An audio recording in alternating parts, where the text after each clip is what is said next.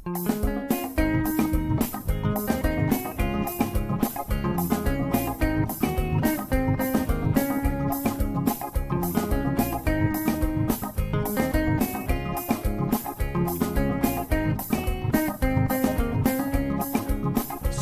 all the time is here with the cold hard truth.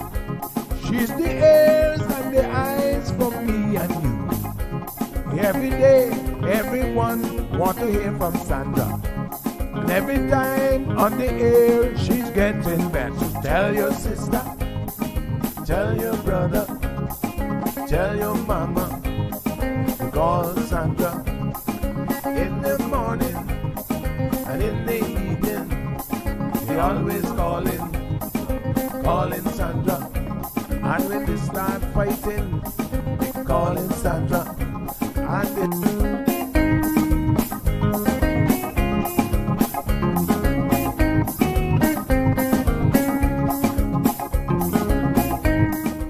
And That's right, folks. Everyone is telling their mama about the cold hard truth. Welcome to another episode with more truth telling, more problem solving, and of course, more tea spilling than ever before. Sit back, students, grab your tea and turn up the volume because class is now in session. Call in at 936-2626 because your voice matters. Share your opinion on issues that matter the most to you. All right, folks. Good morning. How's everybody doing? We are, same problem. That didn't help solve the issue that I was trying to help. But anyway, I tried. What can I say? All right, we're going to get the show on the road here. We've got Health City in the studio today. So good morning to everyone. Interesting. Let me just check something here. All right. Well, let me just send these guys this link. All right, folks, we're going to send out the links this morning. Just give me a quick second here.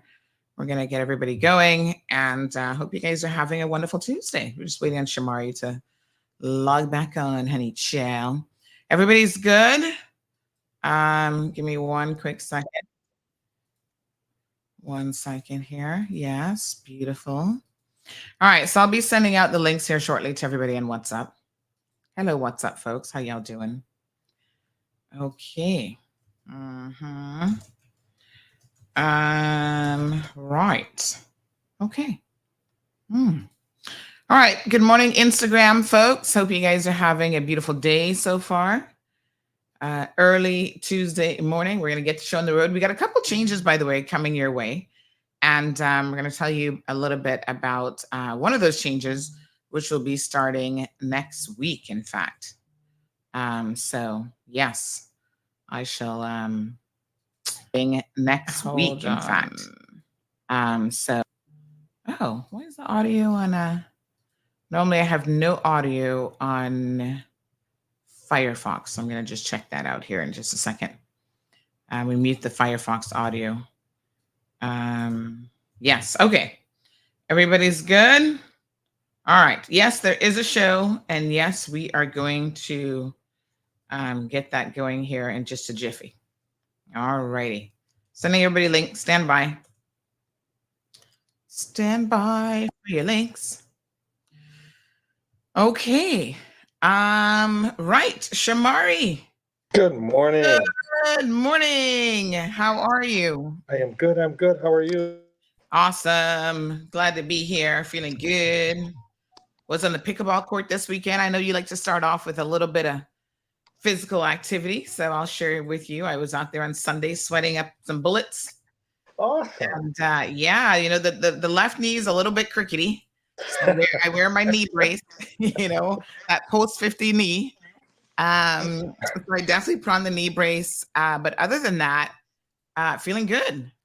Awesome. So who did you play by yourself or No. I played with my friend Al, and everything. We're both of a particular age these days, so we were reminiscing about. Remember when we used to get on the tennis court and we could play for an hour? Oh, so you were a tennis player as well? Yeah, we made it to 30 minutes and did pretty well with that. So, yeah. Awesome. So, That's good. That's it's just good. important to move, to get some exercise and to move. And So how often are you planning on doing that during the weekend? well, if I could play every day, that's how much I love pickleball. Like I would play every day. But realistically, probably 3 to 4 times a week is my goal. Awesome. Yeah. Awesome. So that's going Awesome. to count as one of my forms of exercise. And then, recently I acquired a bicycle, so I'm going to be doing that. I love cycling. I just like to put on my headset and just like it gives me a great opportunity to I think it's runners probably feel the same way. You just run and you're in your zone and you think about Mhm. whatever. You get really creative sometimes when you're doing certain forms of exercise, I feel like. So I'm looking forward to getting the bicycle back out. I was doing pretty good for a couple weeks there, and then we had the weather roll in, and it kind of throws you off a bit. But you gotta find no excuses. Yeah, that's right. It's easy That's to find right. an excuse, I tell you. So how many days a week have you been active now for the past 2 weeks? Well, I'm gonna be honest. Last week again, because of the weather, I was kind of like Right. blah. So but before that, I would say probably 4 times a week. I was doing Okay. something a bit extra than my usual. Awesome. So Yeah. that means when we come back on the program, I can ask every week, what did last week look like, and you'll be able to say Yes. 3 days, 4 days, Yeah. 5 days. We're gonna be getting there. All right. Yep. Awesome. So, and it's a little bit, I was speaking to my friend Al about this on Sunday because, we all have, I was trying to do my 50 by 50 goal, never happened. We all have these really lofty objectives when it comes to health. Like we want to lose, 50 pounds. But, all the doctors will tell you, they try to keep you in that realistic zone. They're like, hey, everybody at Health City is like, Sandy, 10 Mhm. pounds, lose 10 pounds and you would be surprised what 10 pounds can do. The benefits that you get from just 10 Correct. pounds is amazing. So start small Mhm. and just keep moving and watch the diet and, Mhm. know And the things that we need to do. yeah, and keep active and make sure you try in as much as possible. If you aim for 3 or 4 days a week, that you try and keep to the 3 or 4 days, and eat well, and eventually you'll start to see the weight dropping off. So Yeah, definitely somebody good just said advice. that cycling will help to strengthen the knees as well. So Correct. Correct. different types of exercise. That's why I love that you do basketball and other things because there are different types of exercise that work different muscle groups, and Mhm. really really important. And the wrong side. The elliptical is still there, no clothes on it. Yeah, good, nice. I like it. Definitely. But yeah, so we have a little bit of a lull because basketball season is over. Yes. Not a big hockey fan, but that season ended last night as well. The Florida Okay. Panthers actually won Oh, first wait a time minute. Are in. you into football at all? Because we got Copa America. So I'm more of a World Cup guy. Like Okay. I'll watch the finals when it comes to Copa or the Euros, but I'm not watching the majority of the Mm-hmm. early The stages and qualifying. such. Yeah. Yeah, so Okay. but World Cup, I'm definitely a World Cup guy. So Okay. right now for me, even though that's going on, I'm not You're not really watching those games. paying attention as much as Yes. many others actually are. And I think if I recall, India actually beat Australia yesterday in cricket. I haven't even gotten a Mm-hmm. chance to speak to any of the doctors about it. So A friend cricket of is mine still said going that to me. on. Say, Yes. so does that mean free healthcare? India just beat Australia. That means I can come up for free healthcare today.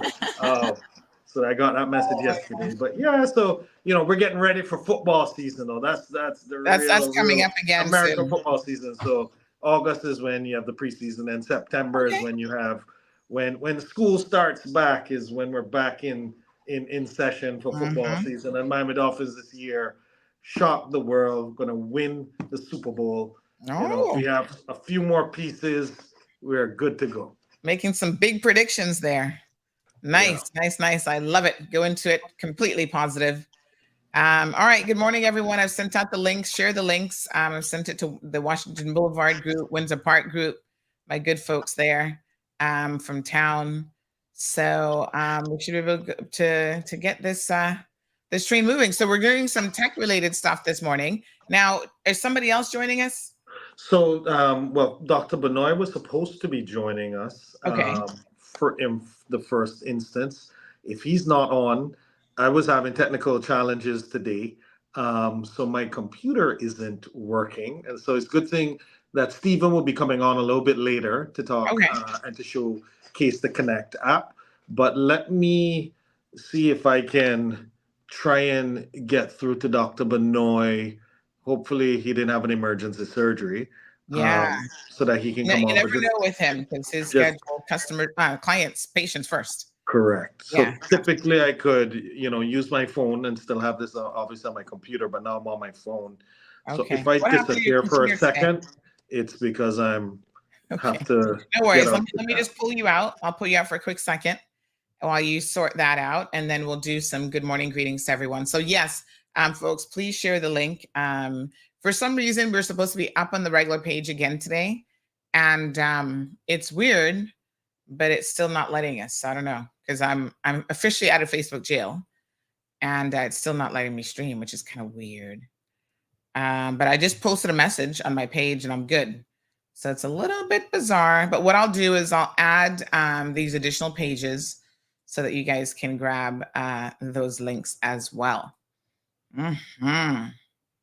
So let me see if I can actually post anything on the CMR page. But I was supposed to be out of jail overnight, like 2, 3 o'clock in the morning. So it's weird that we can't. Let me do a little testing message here. Just a good morning to everybody. Good morning on Facebook. So yes, everybody's doing good. Where's my usual suspects this morning? We have let me see here now.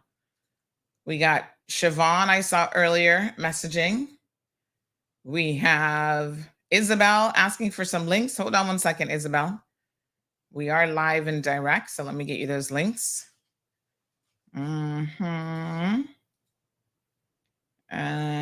me see here.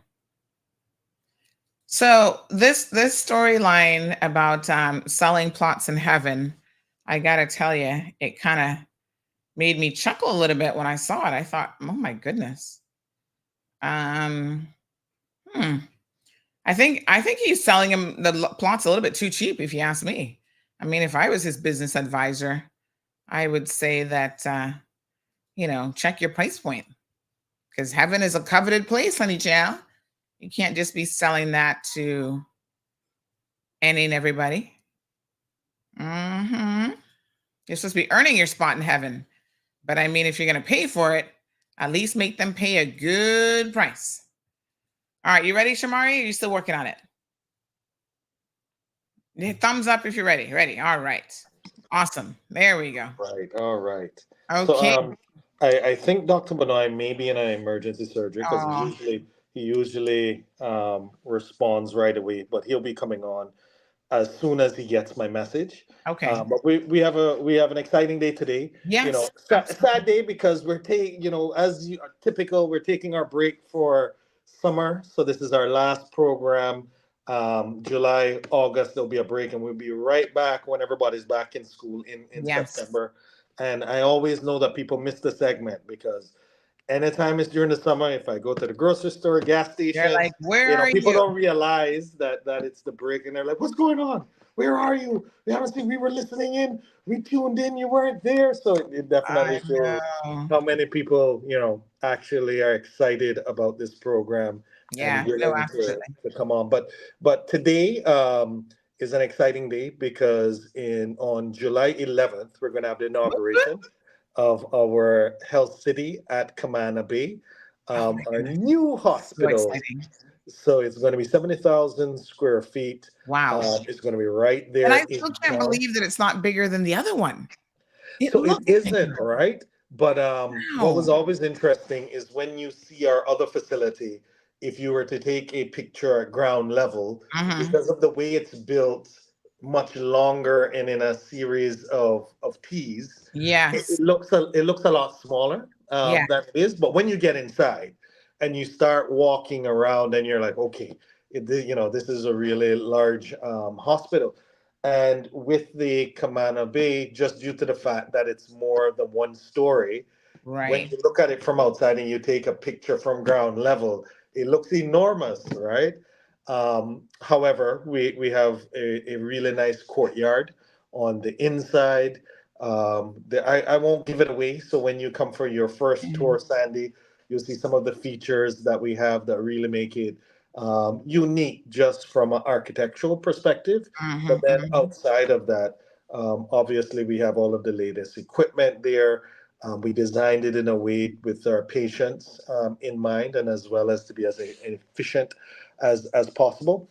And mhm, it's just, bringing us to the next level and filling the additional level of gaps that we would have had um, within the Cayman Islands, and even more so within the Caribbean as well. Because over the years, we've become the go-to tertiary care center mhm, for healthcare. So, from a medical mhm, tourism perspective, we get a lot of patients from other Caribbean islands. Governments use us as their go-to. We get a lot of patients from Central America. We get patients from Canada, all of the cruise lines, which makes this location even better because when we have to diagnostics and such for crew members, so you'll have cruise lines, for instance, that will have 70,000, 80,000 crew members. mhm, So even though there are many, many ships, when you look at them as an entire entity, mhm. they have quite a few crew members, almost as much as the population of Cayman. And Wow. they'll have different types of ailments from an orthopedic standpoint, general surgery standpoint, and obviously neuro and cardiac. They Mhm, screen a lot of their staff as well for health issues before they go on. So it's more acute care as well as the type of care whereby, if you are a waiter and you're carrying, heavy trays, then you may have carpal tunnel and you may need to get mhm, those types of procedures. So we offer all of that to the cruise lines. So being so close to the port for diagnostics and what we would call your daycare types of either procedures and or diagnostics and care, we'll be able mhm, to give them very close to the port. I knock on wood because even with the traffic up east, we haven't missed a port of call for any of the crew members who have needed to come off for either treatment or diagnostics, drive mhm, all the way up to Easton and to get them back before you would see those long lines, right? And get them back before the cruise actually leaves. Knock on wood, we've never missed one of those, but this is just going to make it even more accessible as well to our patients where when that road is completed, we will actually be about 5 minutes away from the mhm. airport as well. So we get a lot of air ambulances that come in, all right? Hmm. So Okay. from other islands, prior to House City being here, there were numerous air ambulances leaving the island, just based on if you had a heart attack, if you had a stroke, and such. Since House City has been here, that's reversed, and we have a lot of air ambulances now landing in the Cayman Islands to come and avail themselves of Health City's services. So we're excited that we're going to be opening that new location. And there are a lot of other areas that we need to talk about, from neonatal to BMT, oncology areas, the Da Vinci robot, the only Da Vinci robot on island. We're going to also house in our Camana Bay location. And I think Mhm. Dr. Benoit is backstage, so we can bring him in Yes, whenever I'm you're trying ready. to, well, I can't bring him in for some reason because it says that his devices are not connected. So Mm, he might have to do a little restart or refresh. But I do okay. see him. I do see him there. So we'll give him a few minutes. But let's talk in the meantime, while he does that. I I think know he you might did. have to download it again. For some reason, I'm using my cell phone. He may be using his. StreamYard Oh, itself, I had to so download it again. yeah, the Get phone things up. app is a little bit different. There Yes. was an update, so maybe that's what he'll need Oh, to okay. he'll need to do. All right. I thought we got him. We got him. Hello. Good Perfect. There we morning. go. Hi, hi. Good morning, Miss Sandy. Morning, How are Shimali. you? Morning, Very Dr. good, Benoit. very good. So some technical issues here with my computer. Sorry for Yes, that. tis the day for that. I fancy. It happens. It happens. Don't even worry about it. So, good morning to you. Thank you so much again for joining us today. So, lots and lots going on this morning. Lots going on with Health City. It's an amazing time for you all. You're making some serious strides, Doc, and I mean it's just amazing. Shamari is saying that the new facility is going to be having your grand opening next month. I can't Yeah, believe it. yeah, we are very excited, Sandy, that we are opening that. Maybe by first week of August, we'll be able to open for the public. Wow. That's just a few weeks away. Hmm. And I'm sure Shamari would have told that what all we are offering there. Uh, I mean, basically, whatever we offer here in the Eastern facility, plus Hmm. whatever the gaps we have now, like the neonatal care, pediatric care, maternity, and a level one emergency care. That means Hmm. we. I'll just give you an example. This last week there was a that our flower swim. Hmm. There was The a pharmacy swim, participant. yes. Yeah, there was a participant from US. It was in his early 50s. After he swam actually, and after that Hmm. he felt very uneasy. Went to government hospital. They Hmm. evaluated, and they thought that there is some cardiac issue. Then by the time patient was evaluated, he had a multiple cardiac arrests. And reached here, we did the emergency. I always tell you about this ECMO. I'm sure you will be knowing actually what is this ECMO. This is something Hmm. we don't allow a patient to die like that because the evaluation will take time. But Hmm. till then, patient should survive. So that is what this machine. It will not allow you to die. Hmm. Uh, then you can take time to, okay, well, is it the heart problem, is it the lung problem, or whatever is the problem, you will get time to evaluate. So we when we Dr. Benoit, just to yes, explain that, can you explain that a little bit further? So it takes your functions off of your body, and the machine actually yeah, keeps you alive, because there are yeah, only two ways you'll die, right? If your heart stops and if your brain stops to get the blood yeah, as well. exactly. So So just so that the regular people can understand what ECMO and what a special machine it Hmm. is. yeah, so Sandy, Shamari is like a doctor now. He whatever he told is exactly correct. See, basically, for anybody to live, the heart should pump, and the body, every organ should get blood and oxygen. So when this stops only, the other organs will stop, like brain. If it doesn't get blood and oxygen, maybe few minutes, that's gone. Like that, other organs. So this machine, what this ECMO, the full name is extracorporeal membrane oxygenation. Hmm. This will work like heart and lungs. It will Hmm.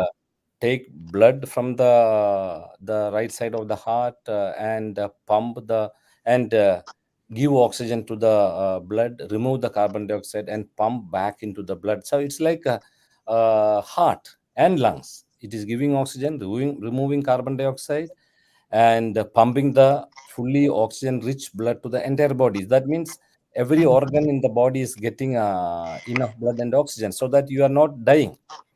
In Right. that time, we can evaluate. Suddenly somebody is arrest, we do not know what is it. The arrest is because of the heart stopped or lung Hmm. stopped or any other bleeding inside or any other problem. We get enough time to evaluate.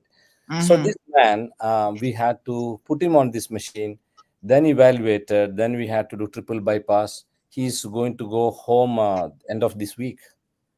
These are the Wow. things what I am telling about. This the Yeah. why we need a that level of emergency care on our island. Hmm.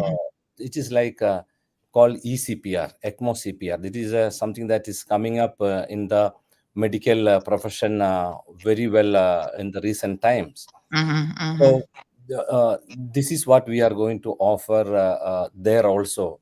So no time. We know that 70% of the people live there. So when they go to another facility, then to shift to the hospital here in Eastern, it may not be even possible because the patient won't be stable enough to travel for 20 or 25 minutes from the Hmm. Georgetown to the east end. So when we have this new hospital there, when we have this new very highly advanced, I do not think anything else is putting us on the lower than any other the best emergency room in anywhere in the world. Mm-hmm. Mm-hmm. We are giving that kind of services to our public on the island. Yes. So we are Wow. very excited, and all the investigation modalities we are going to have, whether it's a blood test to X-ray to mammogram to CT scan, PET CT scan, MRI, all the diagnostic modalities are going to be there. So Wow. So expanding services and continuing to improve on what is there. You know, I'm yes. always shocked, Doc, at the people that look fit, and I guess otherwise you would think that yes, they are, who might actually have an episode like what you've just described after a major event, whether it's like, you know, running a marathon or going for the flower sea swim, which is an extremely strenuous activity, that, you know, they might run into a little situation like this where they need immediate medical care related to some sort of a cardiac event. And in fact, just last week, somebody else was telling me that there was an individual who was on the pickleball court and they ran into a little bit of trouble as well. And they needed, thankfully, there was an AED device at the location so that they were able to actually use that on them until they could get to medical facility. But yes, their heart just stopped. And it wasn't because of a blockage or anything. It just went into, I guess, arrhythmia where the just, you know, so thankfully, you know, the modern technology and services like Health City Came Rounds is there. Yeah. So it is the technology that is advancing. We should embrace that, whatever is coming new, and the expertise. So when these both comes together, we will have all these advancements, and we can save that lives that otherwise would not have saved. So this is very Mm, important. As I always tell, in the medical field, technology is advancing very fast, mhm. and unless we cope up with that pace, we will be left behind, because Yes. these are all basically to help save lives. And okay, if some new machine comes, but that's only one aspect of that. What about the expertise, the right manpower? That's Mhm. what, see, if you have money, you can build a very fancy hospital, and you can buy all the equipments.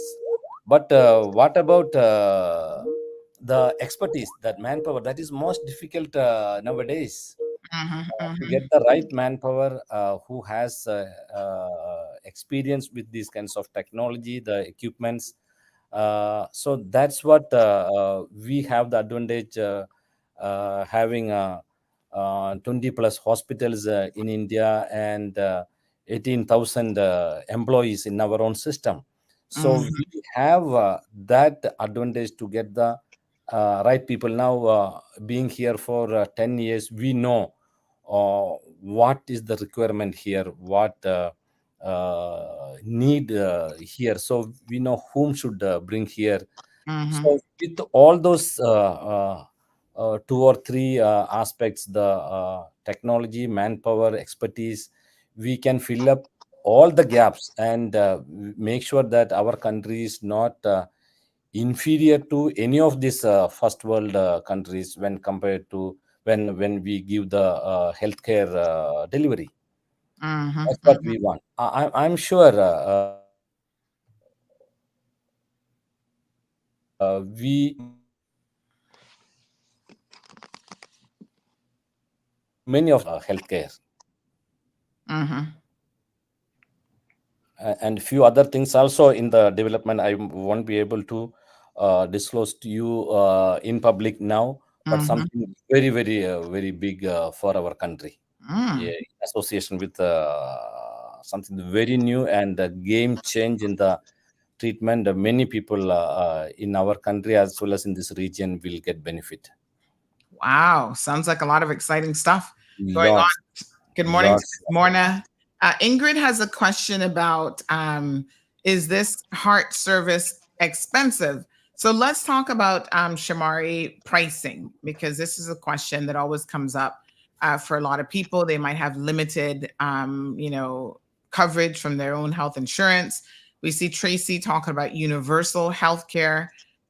Is there any opportunity to offer that? Obviously, that's more of a country and government-wide suggestion, but tell us how Health City bridges the gap between affordability and healthcare.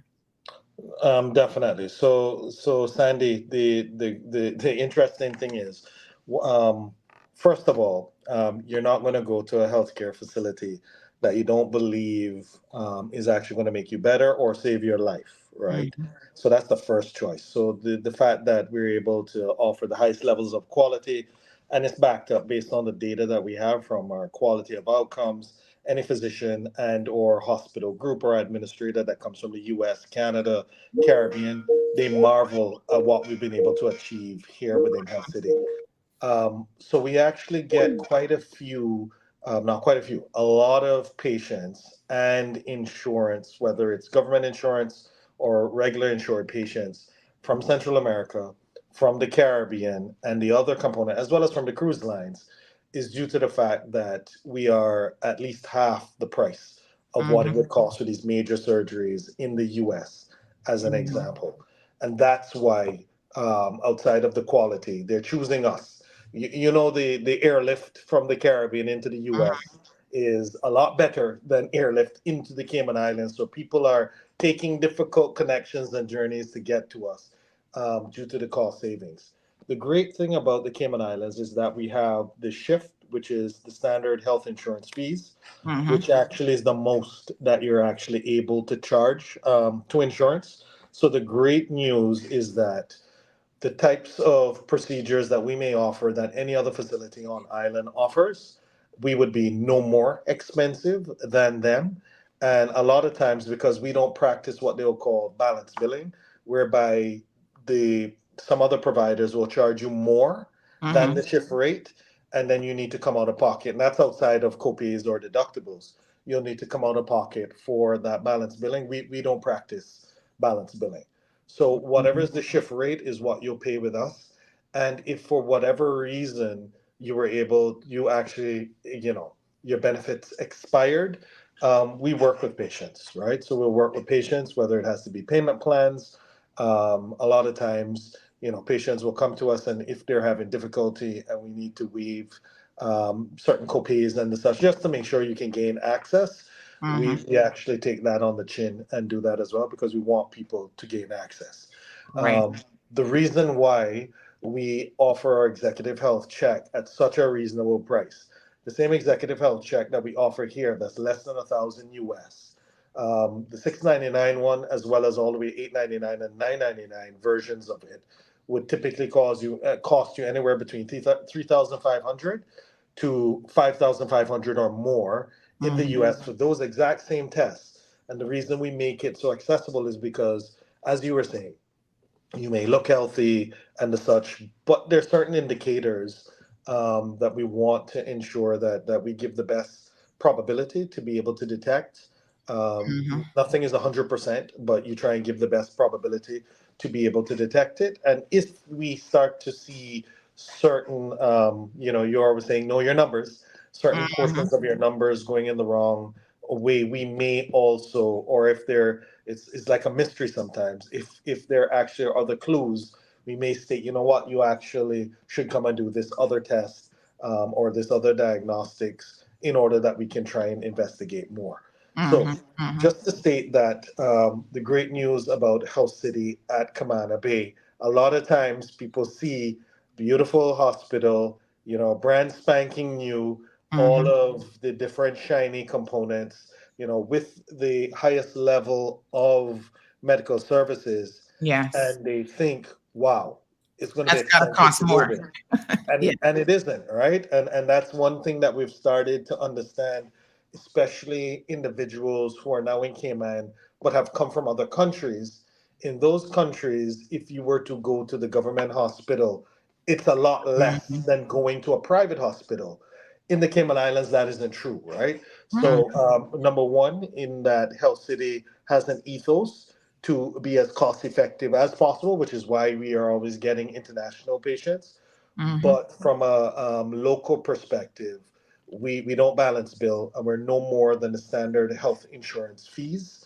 So you can come to us, and as you know, if you think there is another service in another hospital, we're either the same price or actually less based on how we go about our discounts and the such as well. So don't be intimidated by a brand spanking new hospital and by Dr. Benoit talking about having the latest advances.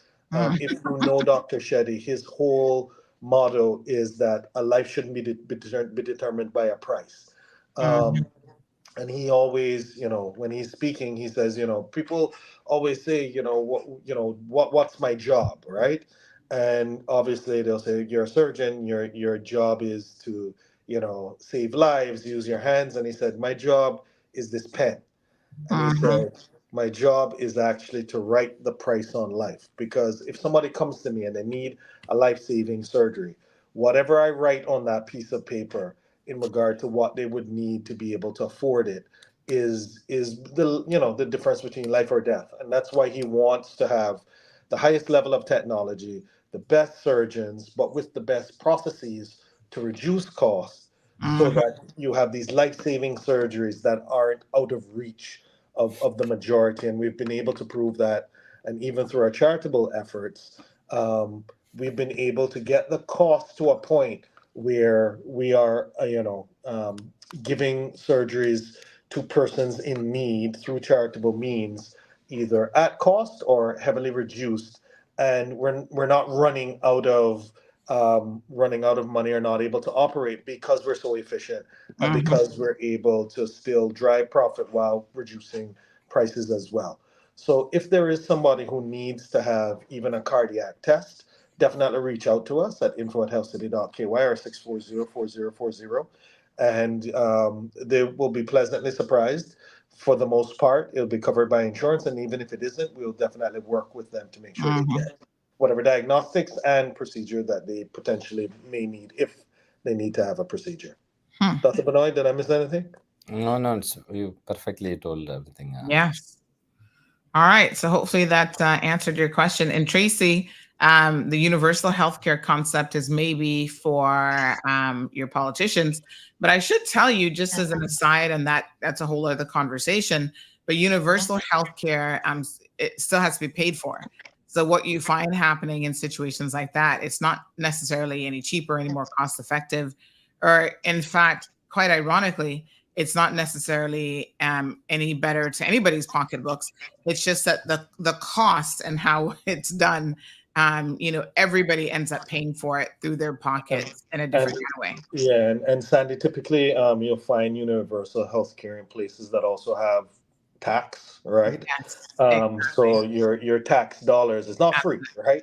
Your No, tax definitely not. dollars typically would go into paying Yep. for facilities and physicians. Yes. And there are always pros and cons of different models. And Yeah. one of the cons is wait times, right? Hmm. So Canada has universal healthcare, Yep. and the reason why we get a lot of Canadian patients is that if your knee is hurting you, from time you actually feel the pain Hmm. to then to be Hmm. able to actually get the surgery in maybe 2 years, Hmm. right? So we have individuals who will self-pay, who will take, they'll find a 15,000, Hmm. 16,000, fly to Cayman, come and get their knee replacement here and get it within 3 weeks. Go through their recovery time and they can get back to work, or if they're retired, get back to golf, right? Within 6 weeks to 2 months versus that, and that's with physiotherapy, etc., versus 2 years of waiting with pain. And then when you're waiting with pain, then you have other issues when you Hmm. have to start taking pain meds. Unfortunately, some people get addicted to pain meds over time. And the early days when we were actually at Health City, we were we were, very surprised in regards to some of our international patients, and we kind of realized that they were having an issue with the pain meds, because even during and after the procedure, the level of pain meds that they were requesting wasn't anywhere near what they really needed. And then we realized that they'd been suffering for a year and a half, 2 years. They kind of got addicted to or dependent on certain levels of medication. So anyway, just to state that universal healthcare, you're correct, would be a government-wide policy decision. But if there was universal healthcare, then somebody has to pay for it, and that means government either would have to increase duty on items coming in, or figure out other ways to make the revenue in order to Yeah. fund it, and that has knock-on effects Yeah. for cost of living as well. Absolutely. And yes, public health in Canada is funded by a tax paid by both Canadian citizens and permanent residents. So definitely not free. And that's why half your salary goes to paying taxes. One of the reasons why just about 50% of your salary goes to paying taxes in good old Canada. Yeah. All right. So lots of firsts.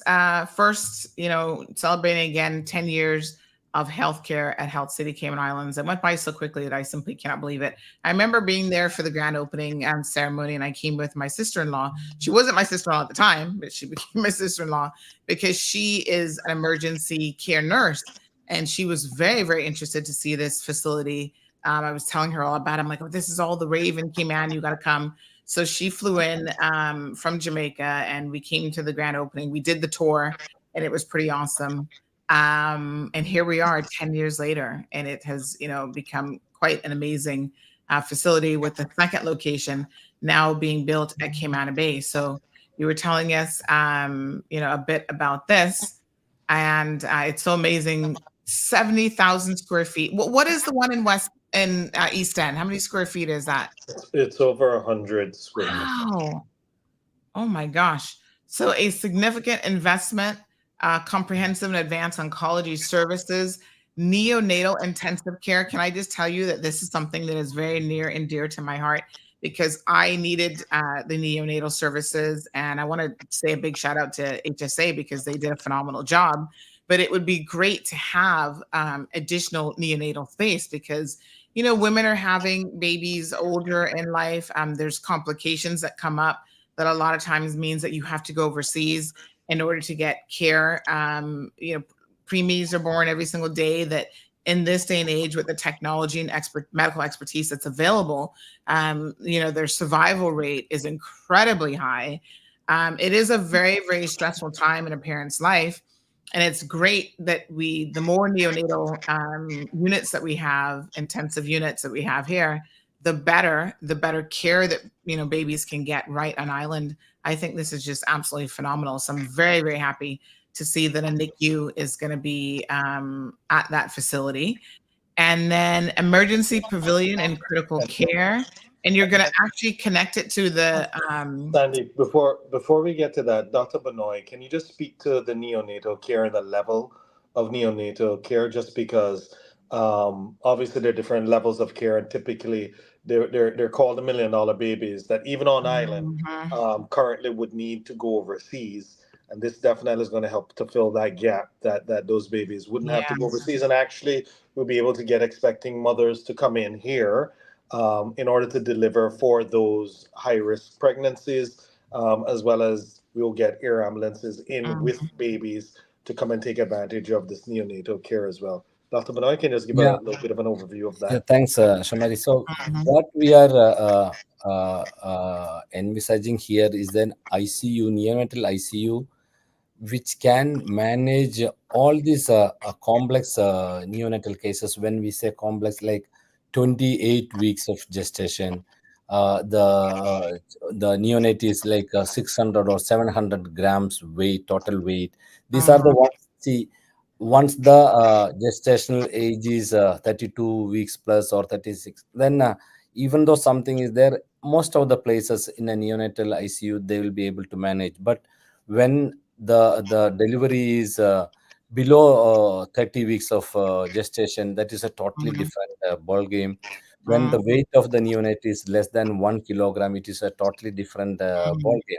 So these are the services. Plus, if the mother anticipates a child in the prenatal checkup showed the fetus has a complex any congenital cardiac anomalies or anything that needs to be addressed immediately after delivery. These are the ones currently we refer from here to a center where they have pediatric or neonatal cardiac surgery unit along with a very advanced neonatal ICU, or from the other islands in this region.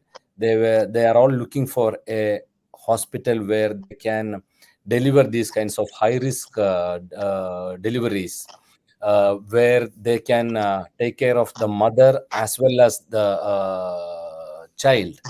So we are giving a solution to this both sides: the mother's risk, the neonate's risk, and the complexity of the delivery, and the weight of the child.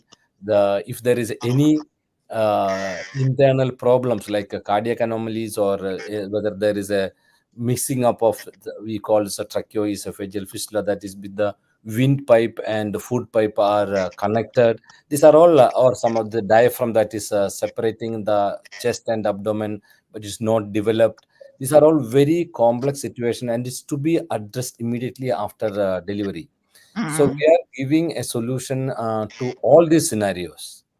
That makes it okay. Any high risk delivery, any neonates born less than 30 weeks of gestation, 28 weeks of gestation, the weight is 600 grams or 700 grams, we will be ready to take these kids. So like one of the top neonatal ICU and maternity care. Wow. Yeah, I mean it is amazing how every ounce, not even pounds, but every single ounce that a baby comes in short of means that the level of care that they will have to have available to them is completely different. So yeah, thank you so much for going into a bit more detail, because they come into life trying to fight for every opportunity to hang in there, and it's so amazing when you have the medical staff and all of the equipment that they need to really give them a chance. So that's really, really quite amazing. So thank you so much. Ms. Ingrid says, wonderful explanation, doctor. Thank you so much. Damaris joining us from New York City.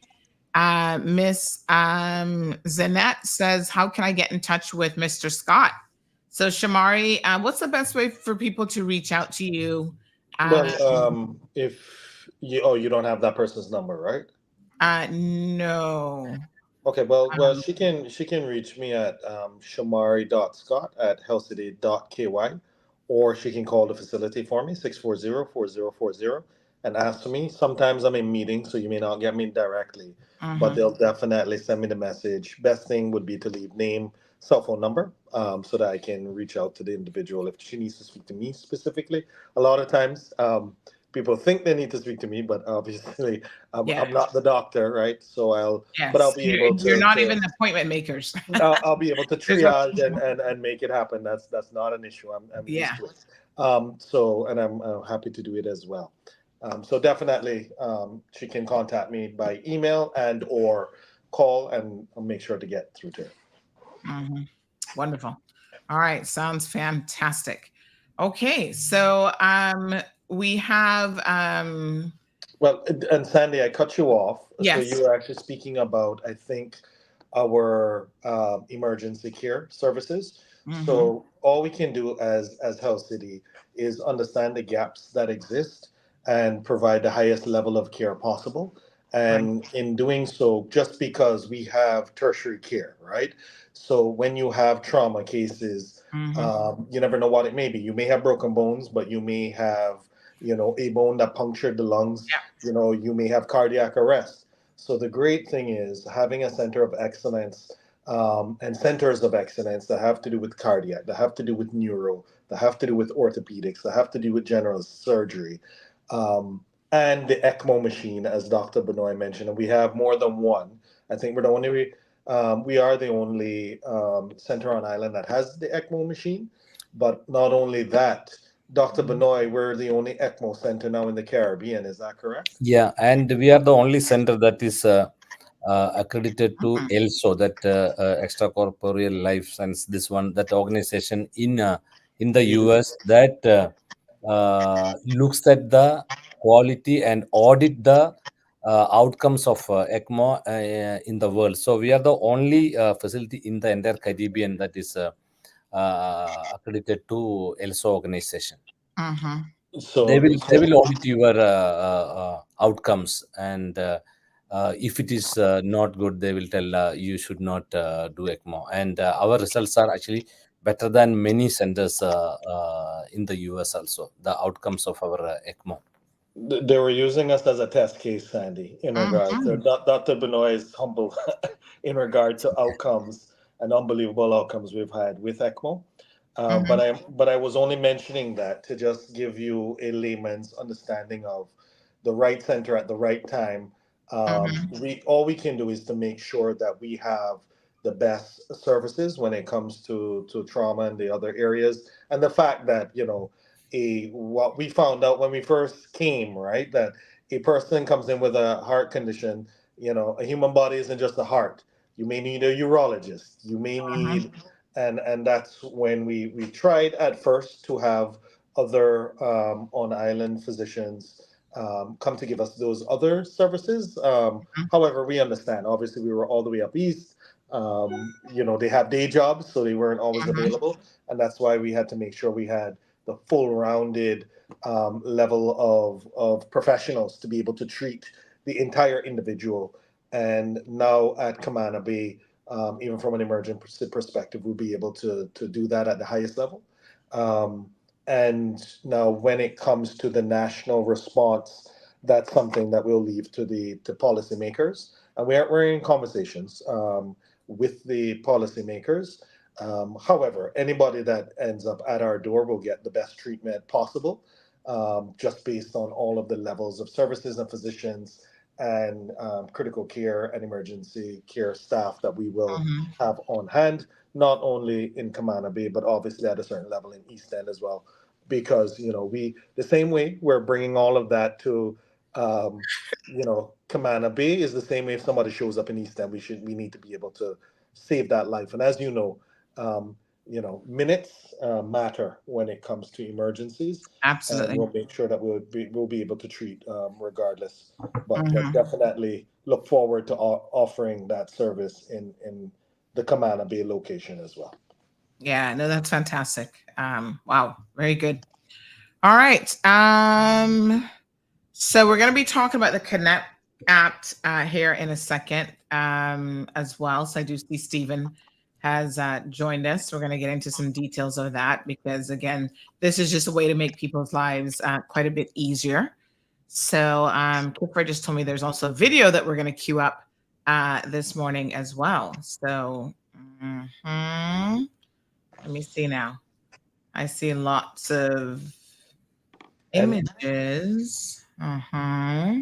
And Sandy, just to also while you're working on that, just to Yes. also highlight that from a Healthcare Explorers program, which is our program by which that we reach out to the youth, from the youngest of ages in primary schools. We're in there with science fairs and giving prizes, just to get them and spark the mind towards a field in science or STEM, and also for them to understand the career paths as they go through that progression. We would have had over 40,000 quality interactions to date.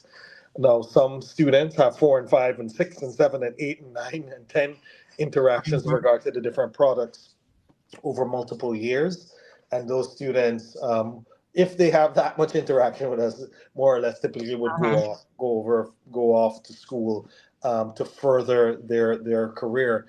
And what's going to be even better is that we do our virtual tours.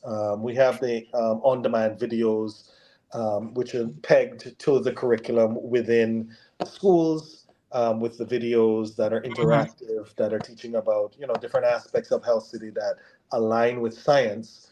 But now that we're going to be right there in Kamana Bay, we look forward to having even more in-person tours with students. Now, obviously, there are certain areas of the hospital they can and can't go, but to get them in, for them to see a hospital, for them to see nurses and doctors and Mm-hmm. medical professionals, from the earliest of ages of 7 and 8 and 9 and 10, it really helps to spark that imagination of the possibilities. Mm-hmm. And as you can tell, like even from Isaiah, when he wrote his "Who is my dad," he says, "When my dad works, he helps people." Right? Oh, So, yes.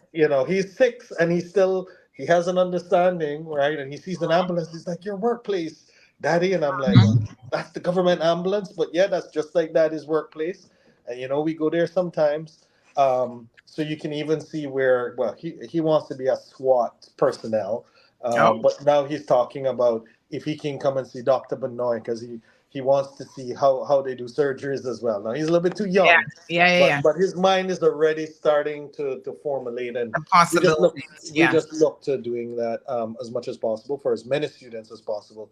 And even Yes. if they don't come to work for Health City, if they come in there in the medical field in the Cayman Islands, we have won as a country, and that's all. Mm-hmm. That's all we're looking to achieve. Wonderful. So we do have a little video here. You're going to have to let us know what it is that we're looking at. I understand it doesn't have any audio, but you can kind of walk us through, Um, Shamari. This well, is it would probably be. I think it's Stephen that's going to walk us no, this is through. of the facility. I Oh, understand. of the facility. Oh, okay, Yes. okay. Yeah, the I new thought it was going to be. construction. No, so you can kind of Okay, tell us what it is that we're looking at here. no So, problem. yes. So this is the new facility Oh there. yeah, this is new facility. So it's just, I'm sure, Kifra, as great as she is, just wanted to make sure that we saw Some drone exactly what the footage here. facility looks like. Nice. So this is drone footage that's showing you the bird's eye view. Mm-hmm. Um, so that would be the Kamana Bay School that's directly behind.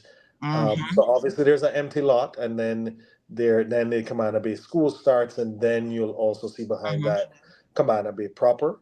But Mm-hmm. at the front of Hell City is actually that road, which will be the airport connector road in the future. So that Yes. road actually is going to lead directly to the airport. Mm-hmm. So in the future, from a tourism perspective, those buses will hit that main bypass, come straight through.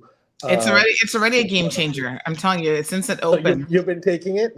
Yeah, yeah, yeah. Because remember now, Yep. It it's not connects close completed, to but we do Sparkville. have a portion of it that they've had the grand opening for, and Yep. it's cut my travel time because now I come right out by CUC.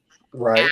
I can go either left, which would be like towards Yacht Club, which would be the airport, or I can Hmm. go right and still, kind of past like what is that street called where FedEx is and stuff. So I can pass and go that way. But the amount of traffic that just opening up that segment, Shamari has already Hmm. created has been amazing. Yeah. Before, Yeah. when you came out by CUC in the evenings, you'd run into an exorbitant amount of traffic that literally you'd be sitting there not moving. Now Mhm. it moves, so it's really been a game changer. So, So I pass there all the time, almost daily when school is in segment. And I saw that NRA made some changes so that it's actually a little bit easier to get in and out of the entrance. mhm. And then they kind of force you to make it safer for everyone as well to loop back around the roundabout. But yeah, this is a beautiful facility. And of course, the oncology center, I made a note here that it's already a bridge connecting the two, a walk. Correct. So the Gene Yeah. Thompson Radiotherapy Center, which was already open, and we've treated quite a number of patients there, actually more Mm-hmm. than we thought we were actually going to treat, which just Mm-hmm. shows you why the investment was needed. And as I've always mentioned, right, from a LINAC perspective, typically you have one LINAC for like 250,000 people, but you Mm-hmm. can't have a quarter or a tenth of a LINAC, and Mm-hmm. therefore that's the actual machine that does the therapy. Therefore, we made the investment, knowing that it would be many many years before we actually make back the investment for that machine. But at the end of the day, Mm-hmm. it's about providing and making the investment in the Cayman Islands to save as many lives as possible in Cayman, but not only in Cayman, from overseas as well. And the fact that we have now, with our new hospital, we will cover off the major areas of the body and ailments that you may have. Knock on wood, God forbid we ever were to go through another scenario such as COVID. The Mhm. one area that's when people really saw the importance of a well functioning healthcare um, industry. And Mhm. obviously, we had the government hospital that did a great job. But by Mhm. having Health City, if there were any cardiac issues, if there are any neuro issues, any of your higher levels of issues, that we weren't able to get overseas. The great news was that Health City was here. But the one area that people suffered would have been those that needed radiotherapy and couldn't Mhm. access radiotherapy in the U.S. Well, guess what? Now we have radiotherapy here, and we have the full slew of medical specialties here that people won't have to go overseas in the future. For the most part, within Mhm. 98% of ailments, you'll be able to get it here. But not only get it here in a high quality center that people from across the world are actually traveling to Health City.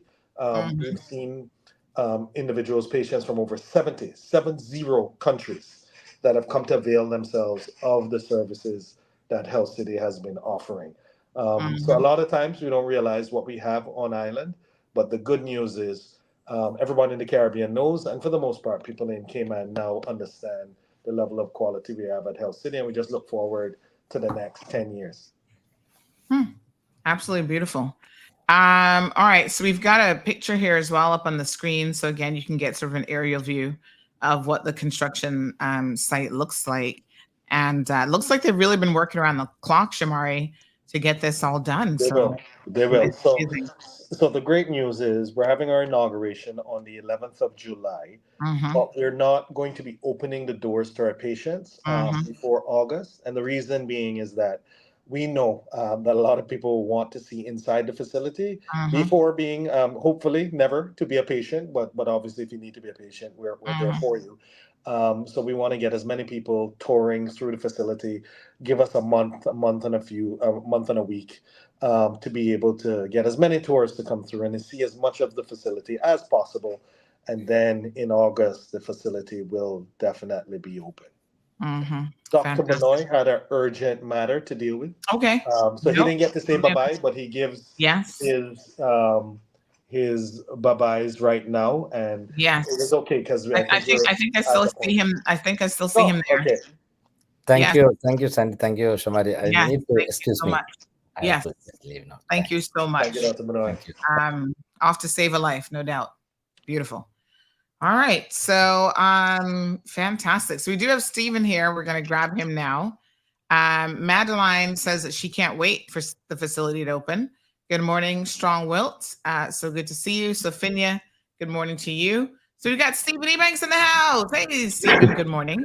Hi, good morning. Thank you for having me. Yeah, this is your first How's time on the everyone show. doing? So Good. warm.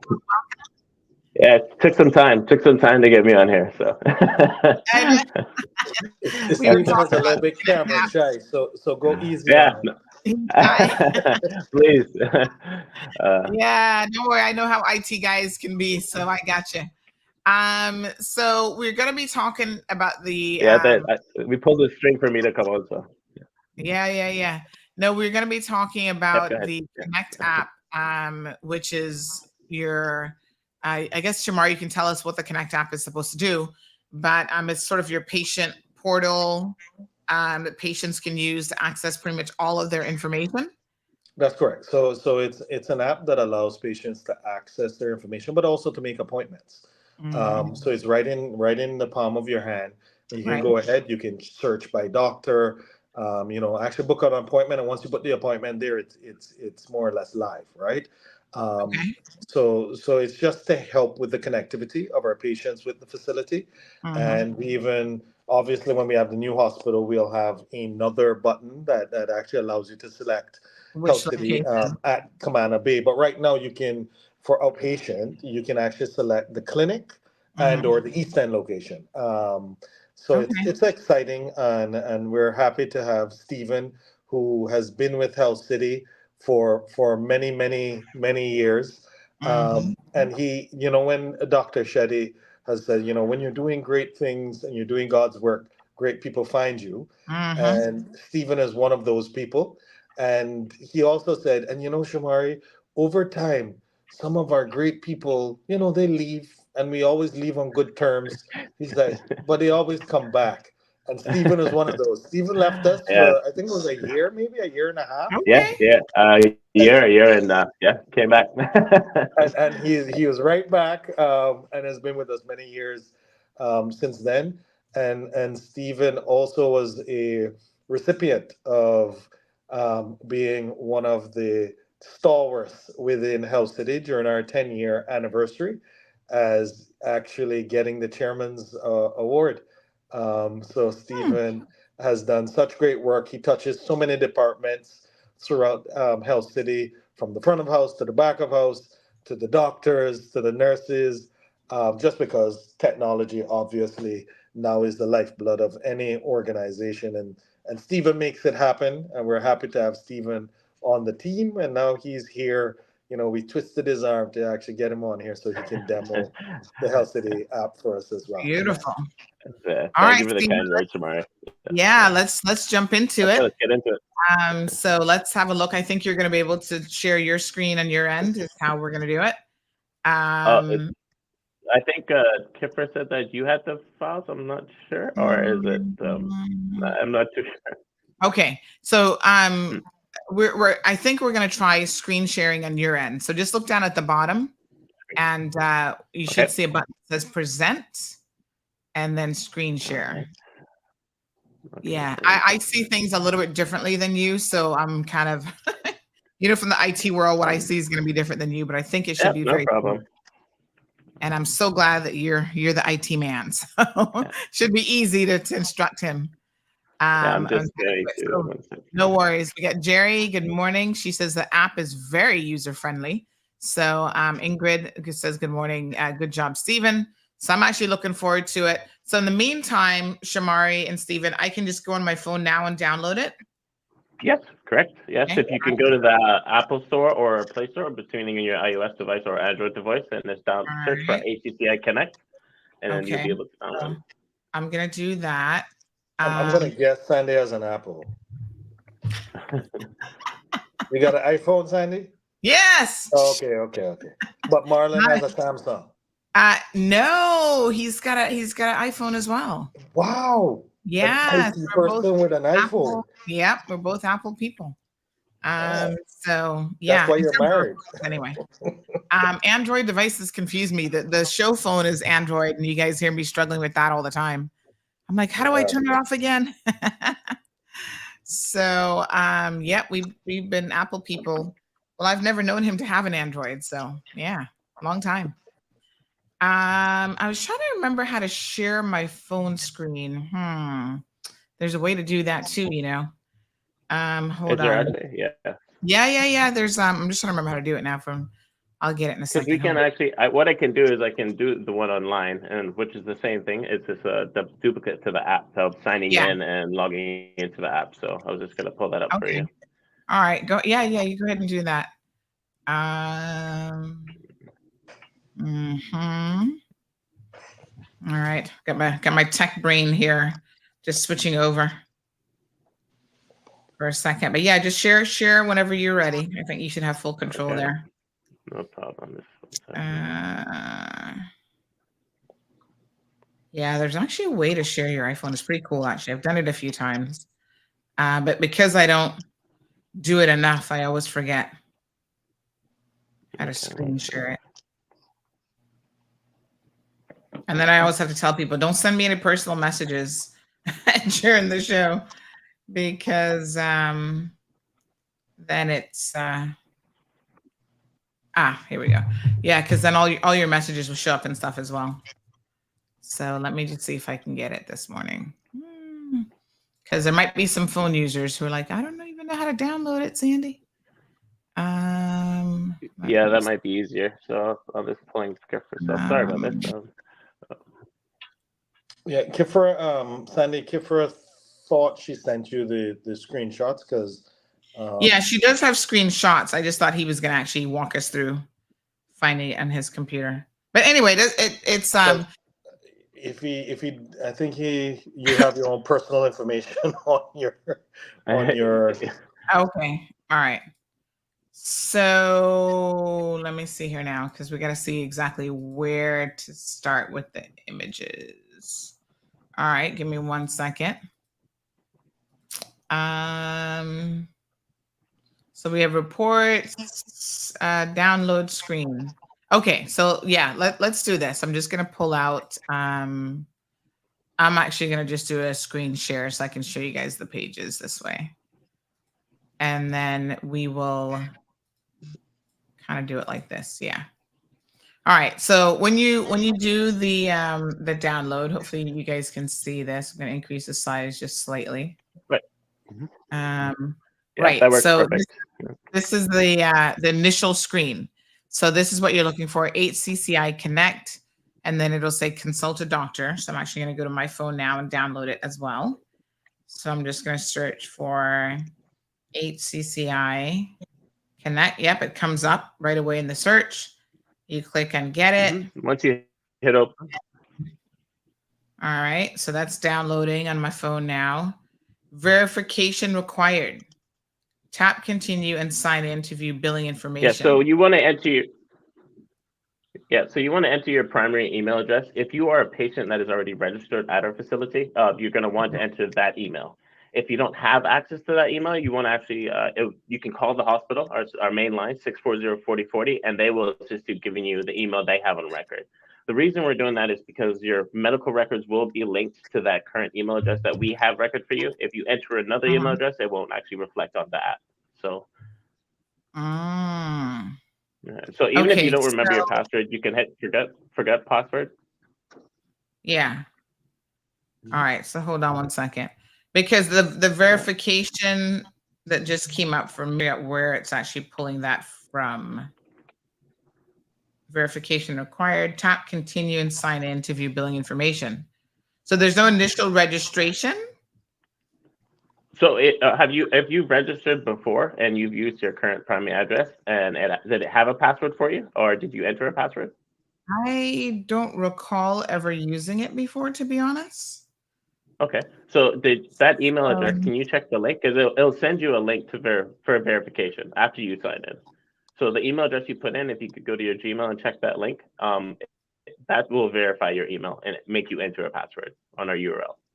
Okay. All right. Let me see. Right. So this enter, yes. If you can check the mailbox that you've entered, the email. Yeah, I didn't enter one yet, so that's why I was wondering why it was asking for verification. Tap continue and sign in to view billing.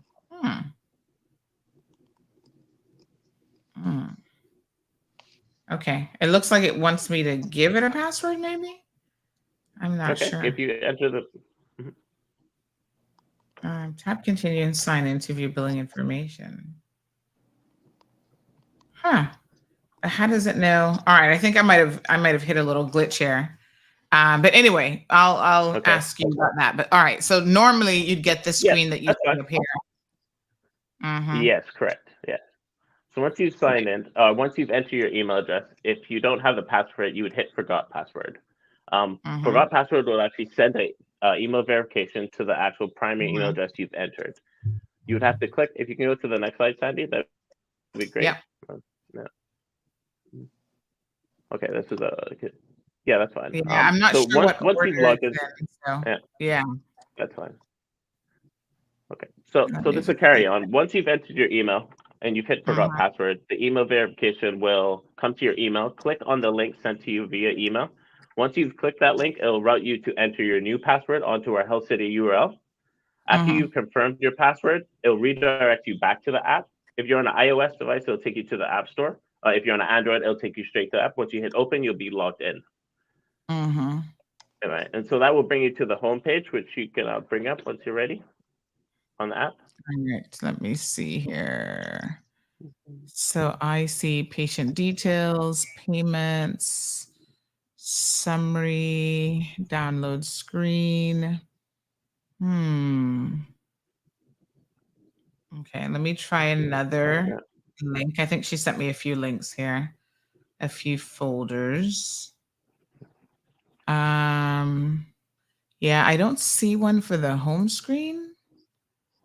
If So you I go see. to, I think it's book appointment.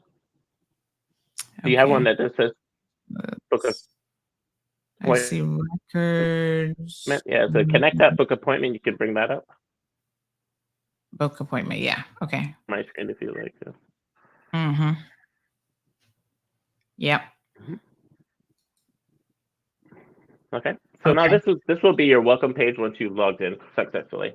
On this option here, you have 3 different options on the top. You have your health checkup, you have your bill payments, you have online pharmacy, and also book appointments. So for ease of access to our booking appointment, once you've clicked the book appointment, you can search by for any service you'd like, the doctor you'd like, the different department you'd like, as in on cardiology, so on, orthopedics, and that will redirect you to a doctor.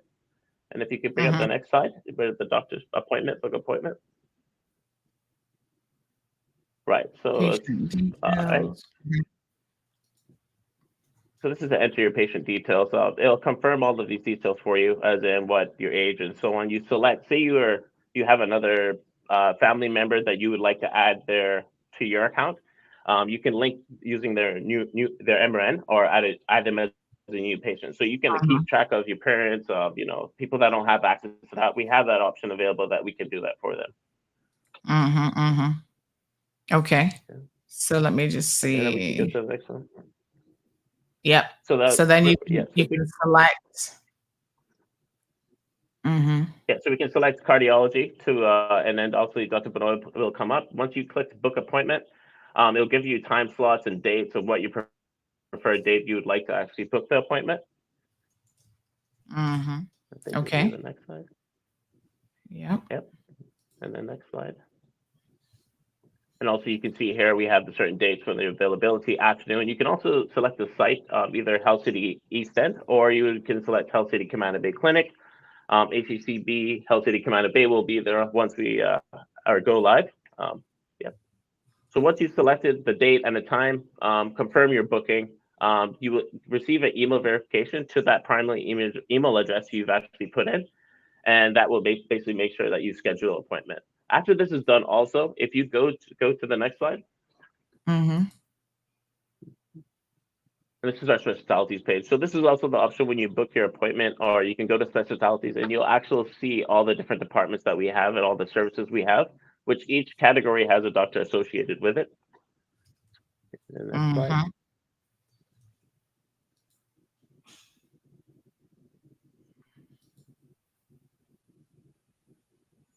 Okay, right. So now your consultations. So once you've booked that appointment, if it's a past or previous appointment, you'll be able to see basically if you wanted to upload records for prior to going to your appointment, if you have an appointment coming up, if it's booked, self-check-in. Once you come to the hospital, you'll be able to self-check-in. You'll need to go to the counter. Once you hit self-check-in, the front office PCC will actually check you in there. So basically, once your appointment time has come, they will direct you to the doctor you're coming to see. Okay, so you would then you can select come to the next slide. It'll show doctor's name, date and time, payment details, the location, and then you can upload any records if you have them available as well. If they're available, yes. So anything you would like to see, have the doctor see during that visit, you can upload it here. Okay. All right. This will all be stored in your health records option. Right. Okay. Right. There's the upload. There you go. Okay. Okay. So now for your health records, after say you have a visit or you've seen the doctor 1 or 2 weeks before or a year ago, all of those records, all of those visits will be in this category in health records. So you can view your visit summary, which will show basically your appointment, the notes the doctor's taken, the investigations you've done, which if you had lab results done, all of this information will be accessible in the health records.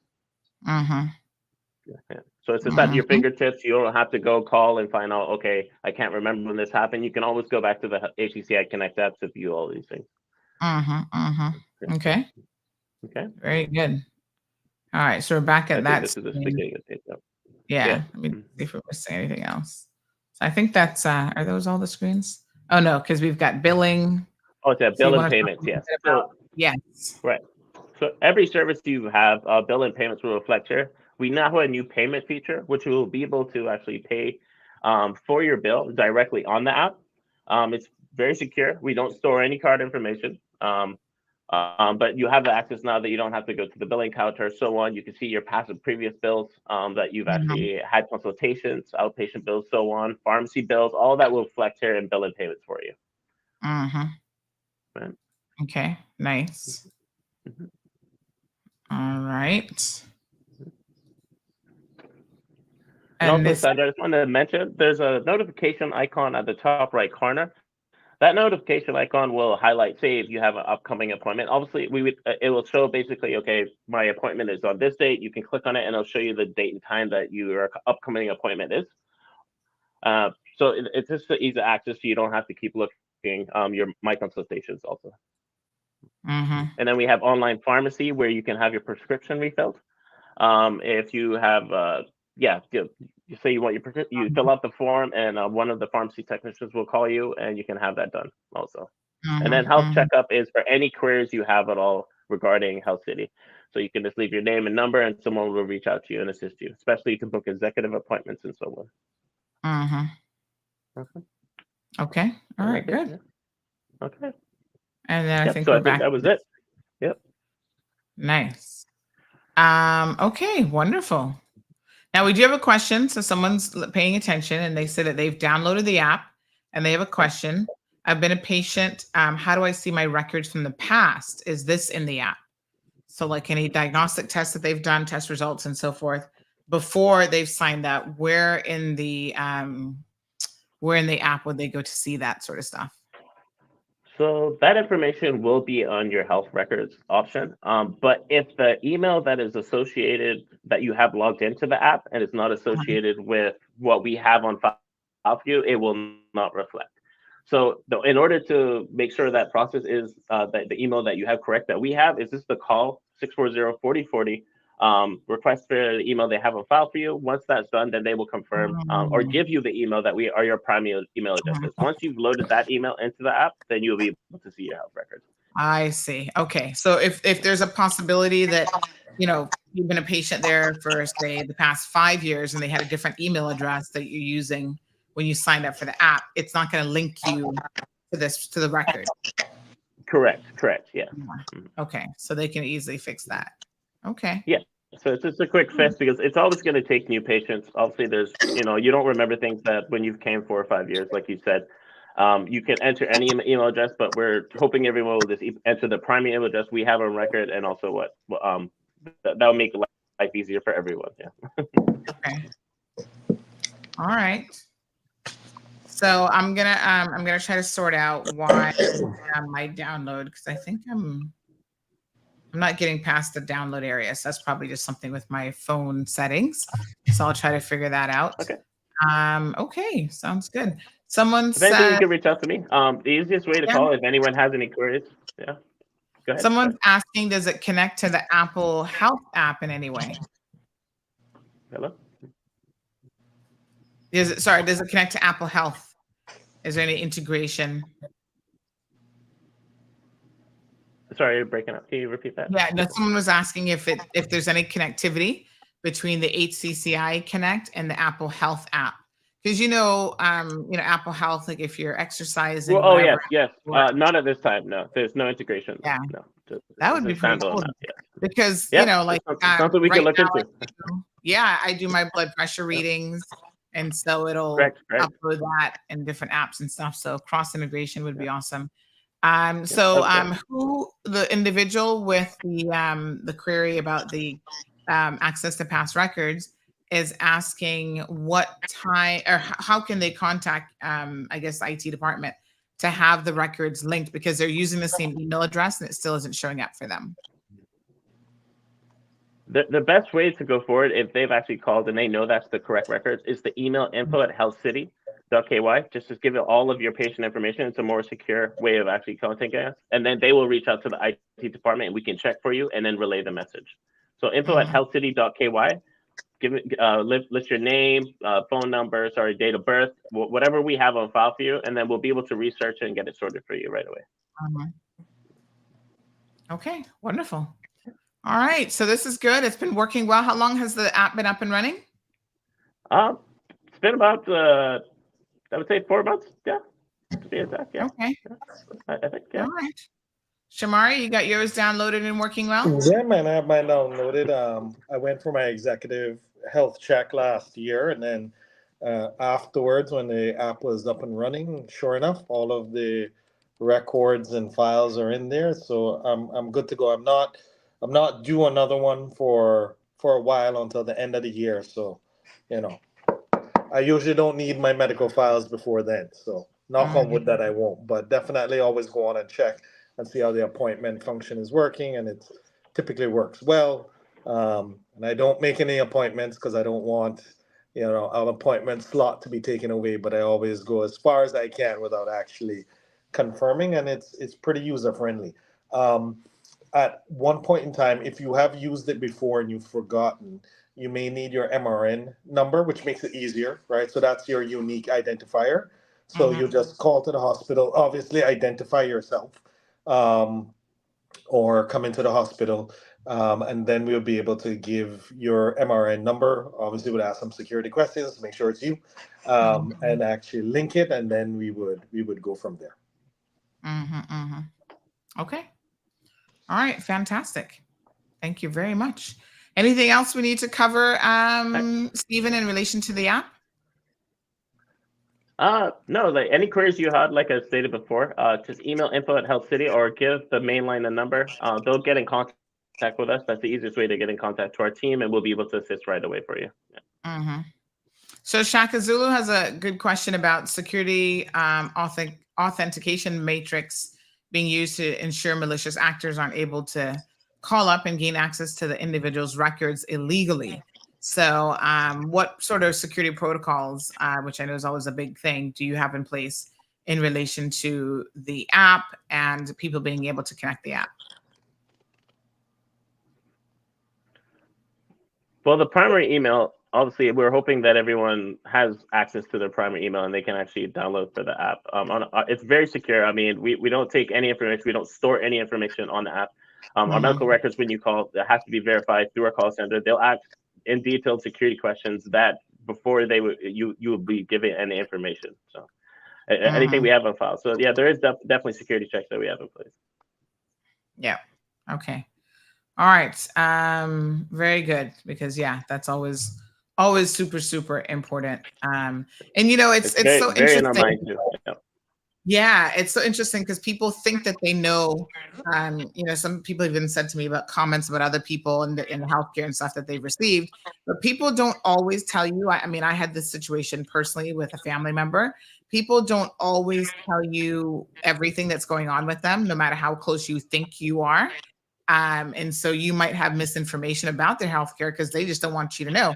I remember years ago, not related to Health City in any way, but when my dad was really sick, and he ended up having stomach cancer, he knew that he had stomach cancer and he did not tell me that. He's like, "Oh, I'm just having a little surgery." And I was kind of like, this sounds like more than just a little surgery. This sounds actually quite serious. Given the amount of time that he was in the US, in ICU over there, I thought, this doesn't quite sound like run of the mill. It wasn't until a whole year later, when literally he was on his deathbed, that I then found out that what he had was stomach cancer, and that is what it was. But he never wanted to tell me that, and I mean that's his right, obviously. And so sometimes people are speaking on situations that they don't have full knowledge of, and the primary patient doesn't want them to have the information. So I think that we should always be very, very careful what we think we know about other people's health and the health care that they have received. So just as an FYI to anybody listening to the show. So thank you, Ms. Mitzi. She says, good job, Stephen. So thank you very, very much. That was helpful. Yep, I'm going to try to get you for having us. All right. Thank you. Appreciate it. Thank you, Stephen. All right. Shamari, thank you as always. Definitely, and we're taking a break, but we look forward to seeing you at the opening, the inauguration. I will be there. I will be there. July 11th, and I'll see you before then. Right now, as a matter of fact. I'll see you before September. But for your listening audience, it's been great, and I look forward to speaking with you all and bringing you back, rundown Tuesdays, medical rundown Tuesdays, September forward. Wonderful. All right. So they are officially on summer break. Thank you so much. Have a good one. All right. All right. So yes, on summer break, this is the time now. Everybody's going to be traveling. I'm just going to put it in my phone here. Right. So that week in July, turns out it's going to be quite busy. So we got some news here that we are actually working on. I've got a lot of stuff going on in the background. I can't give you all the details yet, but we're going to have coming into the fall lots of interesting stuff happening on our end as well, including next week, we're going to be going down to a 2-hour show. So when the show originally started, I'm going to give you guys a little bit of background information. It was supposed to be 2 hours. And somehow, I think it was really the good folks over at DMS. They're like, oh man, everybody loves the show. Let's go until, 10 o'clock. And then I was like, okay. And then, no, let's go until 10:30. And it was like, okay. So it ended up being a 3-hour show. And I can tell you that 3 hours is a whole lot of talking. So we're going to go back down to 2 hours. And in this, like they say, watch the space, because there's a lot that's going to be happening here shortly that I'll be able to share with you guys. Lots of exciting stuff. Obviously, exciting news. Yep. So this person says, to hell with 3 hours. We want you all day. Oh my God. Y'all are a little bit on the greedy side. Yeah, somebody says, when I look back on your channel, I noticed that it used to be only an hour. So as you guys remember, we started out in the evenings, and the evening was just 1 hour, I think. So we only did twice a week, Tuesday, Thursday, and I believe it was just an hour. Then during COVID, so 2020 hit, COVID hit, everybody needed a friend to talk to. So then we switched to every day, Monday through Friday, every weekday. And I can't remember if we started out with just an hour then. It's possible. It is entirely possible. And then we went through the election cycle. That was our first election cycle, which was really, really phenomenal, I must say. And in fact, the crazy thing with the election cycle is I did the longest talk show that I've ever done in my life, talking 7.5 hours. I think it went up to 8 hours. Yeah, that's a lot of talking, y'all. Even to me, I was like surprised that I could talk for 7.5 hours straight, pretty much. Woo-sa. So the good news is we are gearing up for the next election cycle, and there's going to be some changes around here in relation to that. So I'm very, very, very uber excited about that. And yeah, like awesome, right? So yay.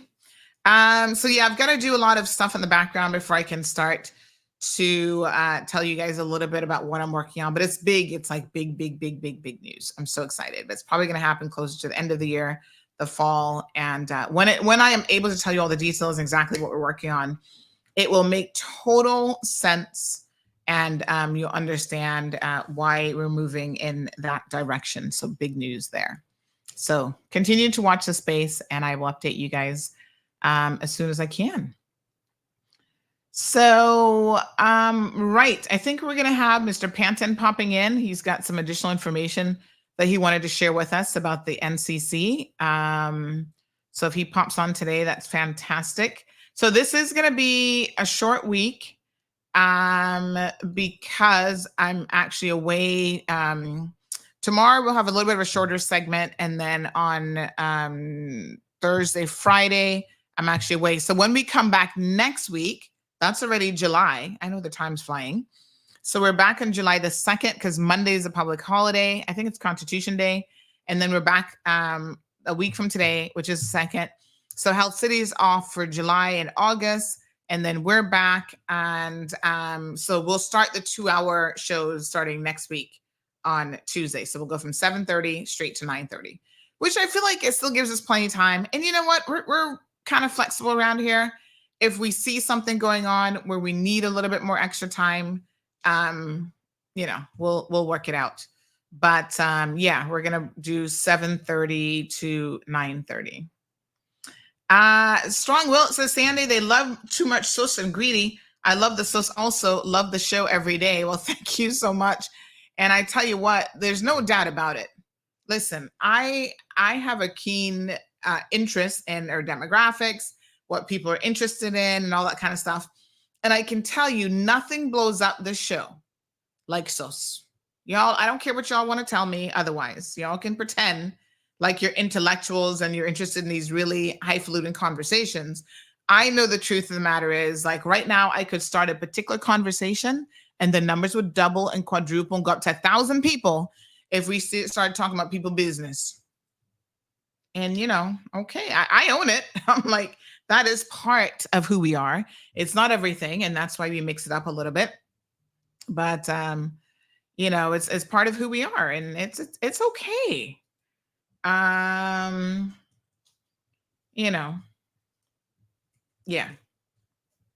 That's how it works in EGL. And I don't have any misconceptions about what it is you guys like to hear.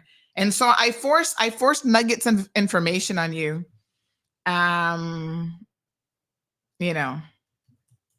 Here and there, because I know you can't take it all in one bite. You're like, oh, it's too much, Sandy. All right. So couple things. I think the previous premier is definitely going to join us.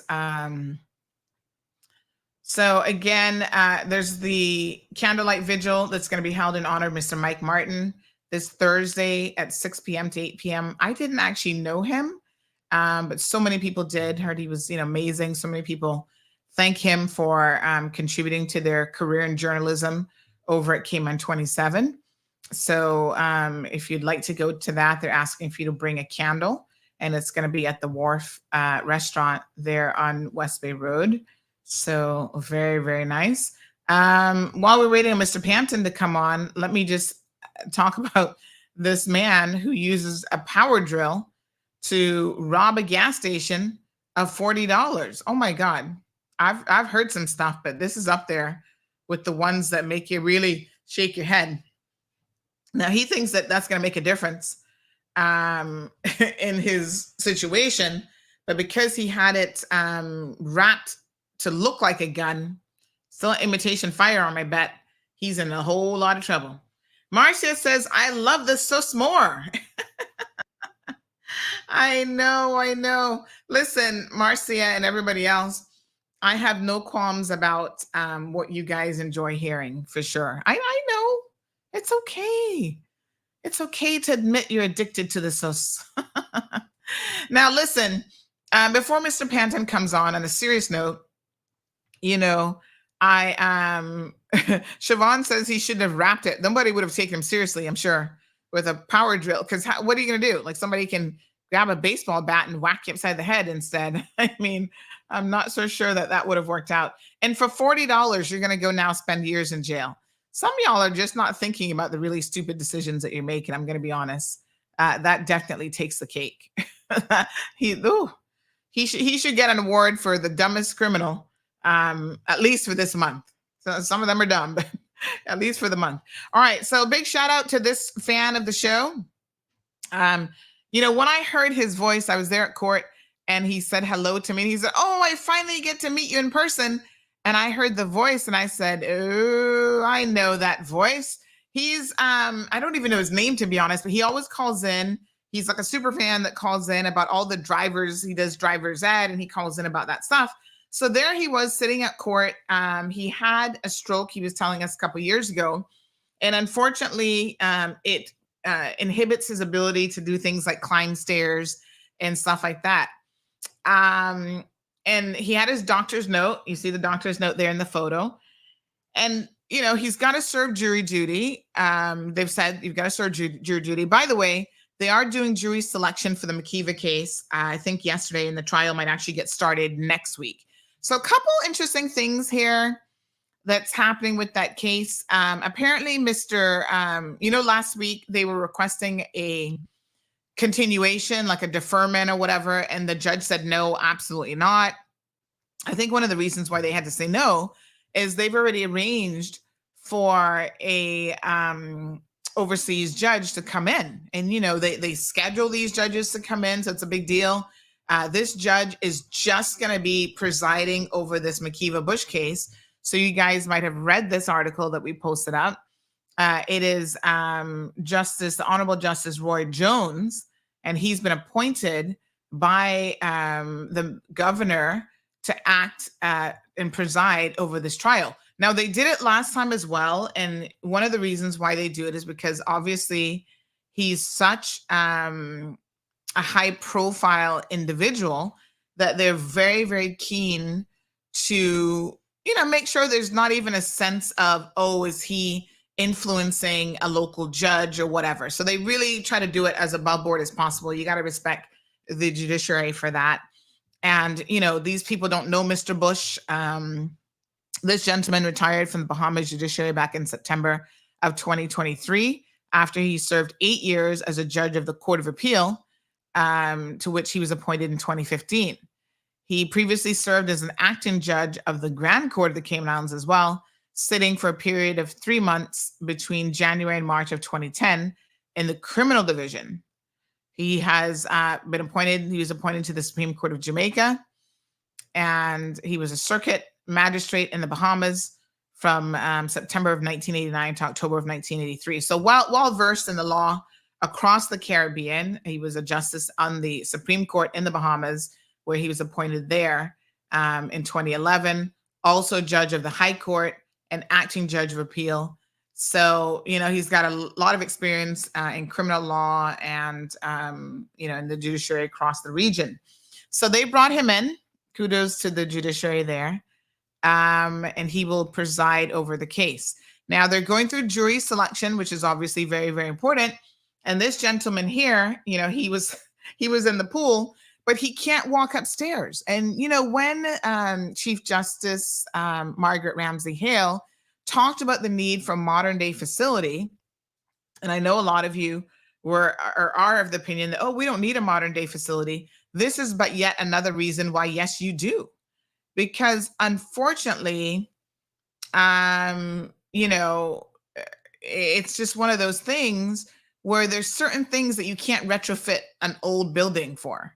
So there's no handicap accessible elements to this building at all. So a gentleman like this who can't climb stairs, if there was an elevator, he would be able to take the elevator. If there was an escalator, he'd be able to take the escalator. He can't do any of those things, unfortunately.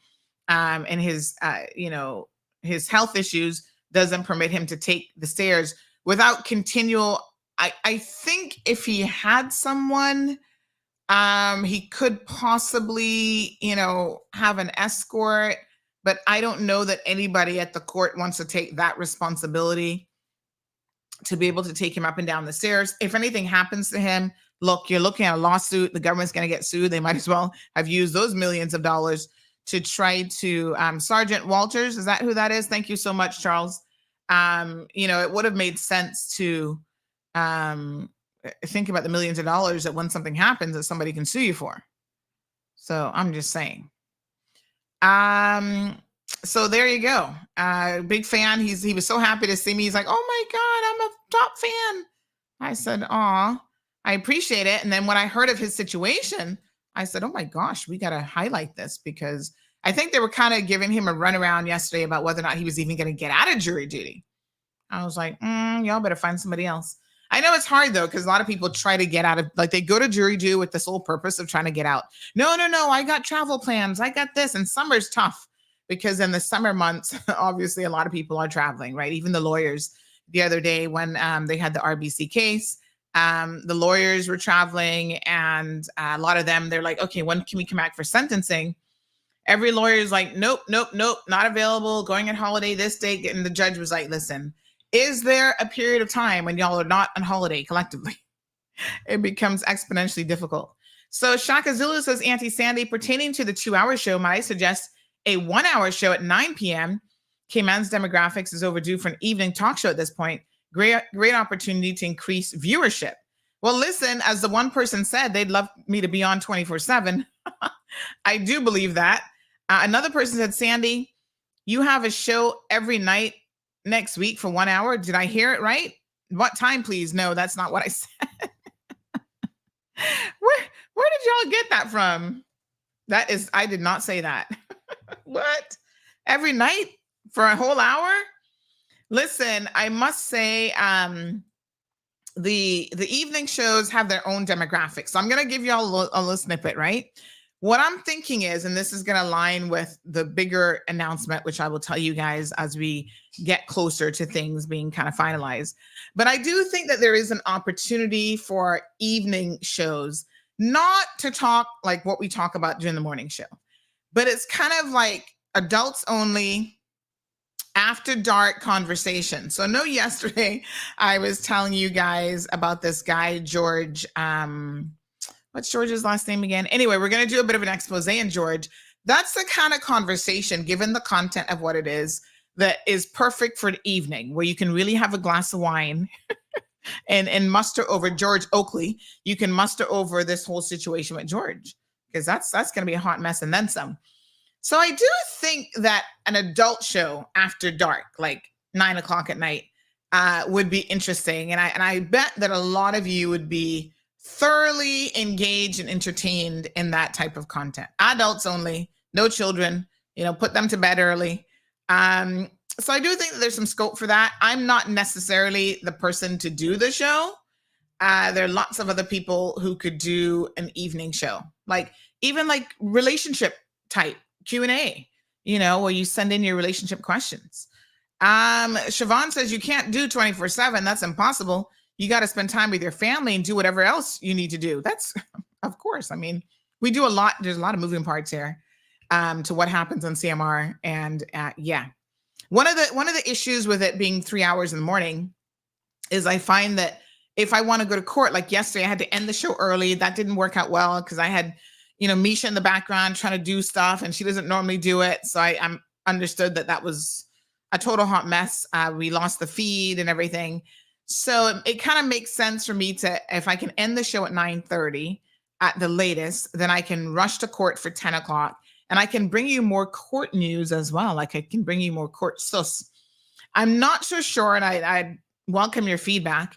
I'm not so sure that getting up earlier would really make any sense. Like, do we start a 7 o'clock show? I think 6 o'clock is, listen, I don't get enough sleep as it is. I'm not entertaining 6 o'clock, but we could maybe start going there for 7. Would that make more sense? And then we could do 7 to 9, or do we just keep it 7:30 to 9:30? So those are some options that we'll definitely be looking at, but yeah. All right, go back, Siobhan, watch yesterday's show, and you'll see what is going on with George. And we're going to do that expose. Apparently, George is already worried because he had friends calling people that he think are the reasons why we're having this show, and they're all a bit misguided, to be quite frank. And so George's girlfriend was messaging and calling people. George's employer trying to threaten people about, you better leave George alone. And I was like, what? We're only going to tell the truth. We don't tell lies around here. And we're collecting all of our evidence. We've got video footage. We've got pictures, screenshots of everything. So whatever we say about George Oakley is going to be the whole truth, Your Honor, and nothing but the truth. So help me God. And so it's unfortunate that George has some reputational concerns, but can't help you, George. All right. Where's Johan today? I know that he finished the brownies quickly because he was begging for more brownies yesterday. So I'm hoping that he's still celebrating his birthday in high fashion. 50 years old now. So welcome to the 50 Club. Now we got to get Johan on the pickleball court. But I've been told, people have told me that the thing with Johan is when he shows up to exercise, a lot of times he comes with an empty belly, and then he's asking you about food before he even gets on the court. So we're gonna have to let him know On the days that we're working out, we're just sipping water, Johan, no brownies, because that becomes counterintuitive. Good morning, caller. Good morning, Sandy. I know George is thinking this is going to go away, but it's not going to go away. Oh, that's the other George. We weren't even talking about him. Oh, that was another George. No, wait, you're not talking about George Smith. I was talking about George Oakley. Oh, okay. Yes, I forgot that we actually talked about two different Georges yesterday. Yeah, but no, we're waiting on I've gotten reassurances now from the animal control people that they will be doing a site visit. And that George wasn't having people call. Let me clarify, because I realize now that we actually talked about two Georges yesterday, which it didn't occur to me till you just said that. So not that George, Honey Joe. Totally different George. But Sandy, I hope that the agriculture department, the animal welfare officer, will take a sample of the water. Yeah, I think they just need to move the poor cows, to be honest, at this point in time. And because I mean, for him to let these cows drink that water, because all they see is liquid, and they are going to be drinking that water. I've seen it. I got a video of it. So it's not that I'm making this stuff up. Yeah. And yesterday I saw a cow eating the wood on the trough. Even the little baby cow was eating the wood off the trough. It's disgusting. I hope the agriculture department does their job, because I'm going to take a sample to someplace else to have it sampled, the water, and I'm also going to ask. Actually, I went in online and looked up feces in water, and the effects of that is a chain reaction. But how much that will affect the health of animals? Yeah, no, without a doubt. I mean, nobody in their right mind is going to be purchasing any beef from those poor cows. They might live a very long life into being seniors. My next journey is to go to management of the three major supermarkets here. You know how to go out. I know you got too much work to go on. Yeah. And I'm gonna take these photographs and show them, so they can make the decision to boycott him. Because this man is ridiculous, man. I wouldn't even call him an animal, because that would be doing my four-legged children injustice. Thank you so much, Mr. Dexter. Really appreciate it. Oh, okay. And I tell you what, them cows appreciate your love and support, without a doubt. And before I go, you talk about the guy, the stupidest guy. About the guy with the drill. This reminds me of when I was in the police department. This guy, his father used to drive a taxi named Chesley, I think. He was in court because he had sexually assaulted this woman. So the judge said to the victim, he says, "Ma'am, do you think that you could identify this the person that is accused here?" She says, "Your Honor, that would be the hardest thing in this world." The judge says, "Why?" "Because he had on the ugliest mask I ever seen in my life." And the judge and the judge says he had on an ugly mask.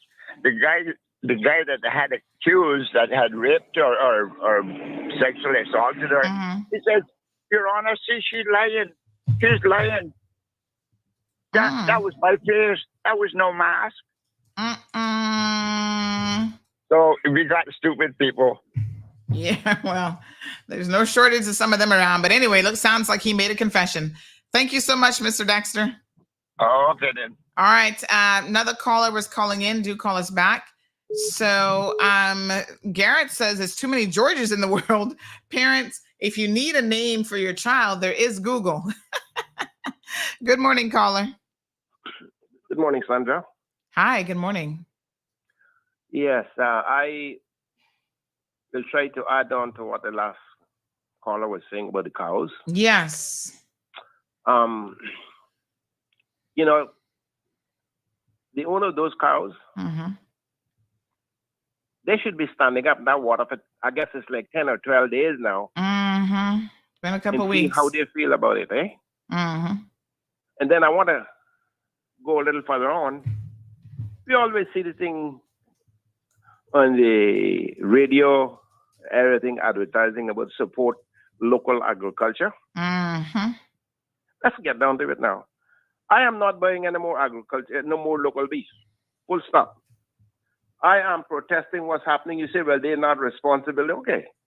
But if that's a society, agriculture society, they should see what's happening to these cows and take a stand and say, you can't do this. Yeah, but he's a member of the agricultural society, so I wonder why they're not holding him accountable. This is what I'm saying. Yeah. So, you know, it is just out of hand. Those poor animals have been standing up there for the last at least 10 days. Yeah, it's pretty crazy. If he was halfway smart or civilized, he would go to the owners of the property and say, look, we're going to get a backhoe and spread off that soil a little bit lower so the cows can get on top of it at least. But then again, why are you allowed to bring in cattle if you don't have no land for them? You know, it is just out of control. I mean, the cows cannot speak for themselves, so somebody's got to speak for them. So me personally, as much as I would like to support local produce, I am sorry. You know, you got to call something that people understand. You just can't do this with these poor dumb creatures, man. And, you know, we shouldn't even call them dumb, because I tell you what, just because they communicate differently than us doesn't mean that they're dumb, you know? This is it. This is it. Yeah, and they deserve, I mean, I get it. You know, we're all eating a steak here and there, or stew beef, or Cayman style beef. But, you know, we should still treat, we are, and this is going to tie into our responsibility. You know, we fancy that we're supposed to be God's smartest creatures. I don't actually think that we probably are, because we're doing such a number in the environment in terms of destroying it. We can't really be that smart after all. But, you know, we are stewards of the earth, and we're supposed to be taking care of it. And I think it's really sad that we don't take care of animals. And sometimes we actually do the opposite, which is abuse and neglect animals in the worst way. So thank you so much, caller. Appreciate it. Somebody just said that humans are the dumbest on the planet. We do have another caller on the line. Good morning, caller. Welcome to the program. Hi, good morning. Morning. I just wanted to back up. This gentleman that was just on the phone, I was actually going to call in and say the exact same thing. Yeah. If you really want to make a difference and put pressure on this George, nobody buying the local beef, because when you go to the supermarket and it says local beef, you don't know which cows they're coming from. You don't know who it could be one of his, right? So I think if everybody just said, you know what, until that is fixed, we're not buying any local beef. Make the other farmers put pressure on this man to do what it is he needs to do. Thank you. Thank you so much. Yeah, no, you know, I couldn't agree more that really and truly he has to do the right thing. Now, I know yesterday he was of the opinion that somehow we're trying to hate on him, and nobody, no Caymanian wants to see, certainly not in this program, wants to see any other Caymanian not be successful in whatever their endeavors and side hustles and whatever else they're doing. But you have to do things of a particular standard, you know? So good morning, caller. Welcome to the program. Good morning. Yeah. I wonder if that man that raising them cows do know that if them cows stand a long period of time in the water, they'll get soft hoof, and then they won't be able to stand up. Yeah, I'm sure he must know, because he is he's in the agriculture industry, so he must understand. Yeah, because that's what happened. Risk. Well, he should, because that's what happened to our donkey after I-140, and we had use our Canadian healing oil on his hoof because he couldn't stand up because he was in the water too long, but nobody couldn't get out to him because it was a hurricane. We let him go. They tell us to we let him go, and he was running, but then he was still in plenty of water. So they'll get soft hoof, and they won't be able to stand up. Poor things, and then if they lay down in that amount of water, they probably drown. Yeah, that's so sad. And so can I ask you a question though? Because this is interesting. You actually had a donkey, like a real donkey? Just as a pet? Yeah, he was the only donkey in the island beside one little ugly one they had one time of agriculture show. This donkey had my husband had buy him in 1988 from Edna Mall. He came from really? California. He was a pretty donkey. Yeah. They had him out Pedro Castle. I had a name Jack Martinez. Listen, Michelle, somebody asked if the donkey name was John. No, this one was Jack Martinez. But then after a period of time, after my husband had got sick for the first time, I had to sell him to I sold him to Juliana ex-husband was named Gilbert Conley. Oh, okay. I sold him to Gilbert and had him out the castle. And then that was that donkey, really? Yes, but then you had to see my day we cried because he didn't look like this. When my daughter came home, that we went out there and see him. They didn't take good care of him neither. His hooves looked like them little shiny shoes and all that, and he had swords. He was beautiful when I had him, and because Spencer had borrowed him, had him at his place, Bodentong, and tourists used to say wanted to see him. And actually, he was a miniature. We used to rent him. We had rent him to Taco Bell. When they had Taco Bell, down the way Captain Bakery. And then we used to rent him to the Catholic school because he was a miniature. Only small kids could ride him. And he was a pleasant donkey. But then after Pedro Castle had him, then they went and carried him down on Linford Pearson Highway where they got a place that they keep them horses. And then apparently dog eat him. Yeah, poor thing. He did get attacked by some wild dogs. So sad. And they had to euthanize him. Yeah. Poor little thing. But I got pictures with him when we with the. You have to show me someday. Kid with the Mexican sombrero and thing, and he was a beautiful donkey. He was beautiful. Somebody said that their ex-husband was a donkey. I wonder if he counts. And then when I told him to Pedro Castle, my cousin Mickey told me about that. Change him to what? I forget the name, and I said to him, I said, well, I sold him. His name was George. I think they changed it to George, didn't they? No, it wasn't George. It wasn't George? It was something, because he told me that my husband, grandmother, would name that, and I said, yeah, but he wasn't for my husband, grandmother. It was me name him, and I sold him to him, so I shouldn't have changed the name. What was I tell you, Mika had so he was only one of two donkeys on island. I mean, we got a lot of human donkeys, but besides he was the only one that I had no tell when I say they had one agriculture show and they had one little ugly. But he and they had an ugly little she one out there, but she didn't look like Jack. And I was saying that they should have made him because actually we had made him with two little ponies, because they say if you made a donkey and in horse you get what was it? You get what they say you get the rare they made donkey with horse. A half jackass? I don't know. Jack, something like that. But anyway, them the people out the ranch had them little horses, and then they had give them to. I don't know if you knew about this Cardinal D's park that were down in there. I've heard of it. I don't think I was here back in those days. That was for he selling them. A mule, somebody said. You get a mule. A mule, that's it, yeah. And they had made Jack with them two little ponies, but apparently, I don't know, he might have been what they call it, sterile. They had now done that because one day I came home. I can't say this on the show because it was, but one day I came home and he was out there, but I didn't know that they had made him right, and he was out there and he was rolling up on his back and his 4 feet on the air and he was like hopping. And I said to my husband, what happened to Jack? He going crazy today or what? And then I can't tell you what he told me, but anyway, but that's you can't say it on the show, but I can tell you afterwards. And I say, no wonder he's so happy then. But nothing ever happened. And then afterwards, them little mules, they get drunk. Them little horses get drunk because they had some flood down there or something. And they had got drunk. Lord. What a mess. Yeah, but he was a pretty donkey. At one time, too, I went to Miami. And I seen we were crossing the road with my Nicaragua friend. I see all these things up in this past, and I said, what is? And she said, they're donkeys. I said, but boy, they're ugly. I said, I have a donkey, my donkey, and ugly like them. I said, he's a pretty donkey, and my donkey came from California. Billy Ray bought him from Illinois. Yeah, he was a foreign donkey. All right, my dear. Thank you so much. Appreciate it. That's the donkey story, and she's sticking to it. And this person says, no, Sandy, his name was John. John is the biggest donkey in Cayman. Well, I don't know. I mean, he's certainly not the only donkey that we have around these parts. But anyway, This person says, Sandy, try hush. We got plenty donkeys around. Yeah. Yes, sir. Oh my goodness. Good morning, caller. Morning, Sandy. Yes, I'll ma'am. turn down my radio. Morning, dear. My name is Debbie. Hi, Debbie.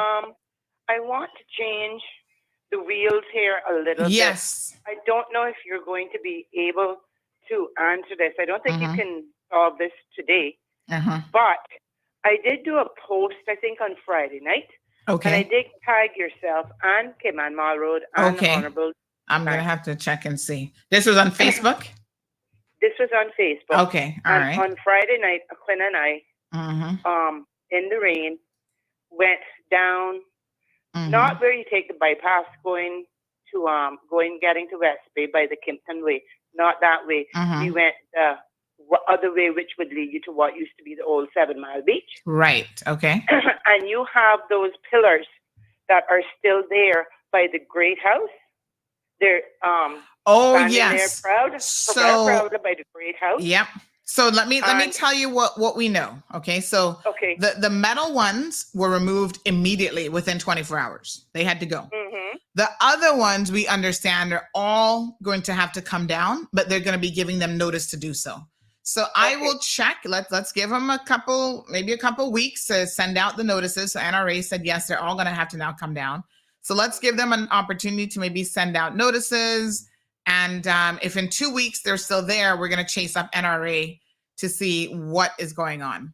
What is the issue? Yes. Because then, of course, when you go, instead of for me to get home, which would be going through the shortcut to get to through the shores to get to Mount Pleasant, if you go down straight, then 7 Mile Beach, there's many pillars that are still up on some of those older condos as well. I mean, they should voluntarily take them down before they're even mandated because they know it's coming. But definitely, yep. All right.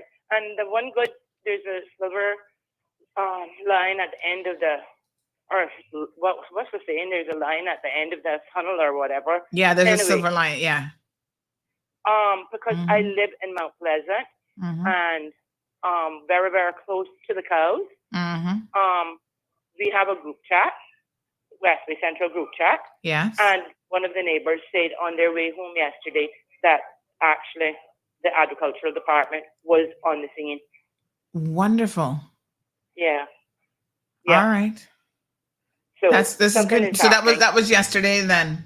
Because it was on our group chat, and that was around 10 o'clock this morning, or 10 o'clock yesterday morning, and they messaged and said, "Well, good news. You know, agricultural department. There's something happening by the cows." Wonderful. And then, of course, we gave the credit to yourself. Oh, thank you guys so much. This is just such an amazing platform for reaching people. And I must tell you that as much as some elected officials want to cuss us and carry on, they know the real score that we get things done around here. We're not about, we don't play around.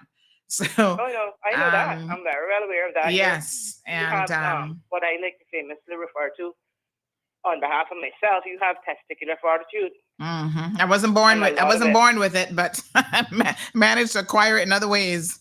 Tough skin for sure. But thank you so much. Yeah, if you don't have it, then you better grow up here. Yeah, I tell you, in this day and age. And I want to thank all of our, listeners and all of our community members who really step up to the plate. Somebody says nothing gets done in Cayman without you. Well, that isn't true, thankfully, because I can't do it all. And I know so many of you are working hard in the community to do your bit, whether it's, Sustainable Cayman, all these amazing organizations and groups. You guys are starting petitions, you're aggravating for change.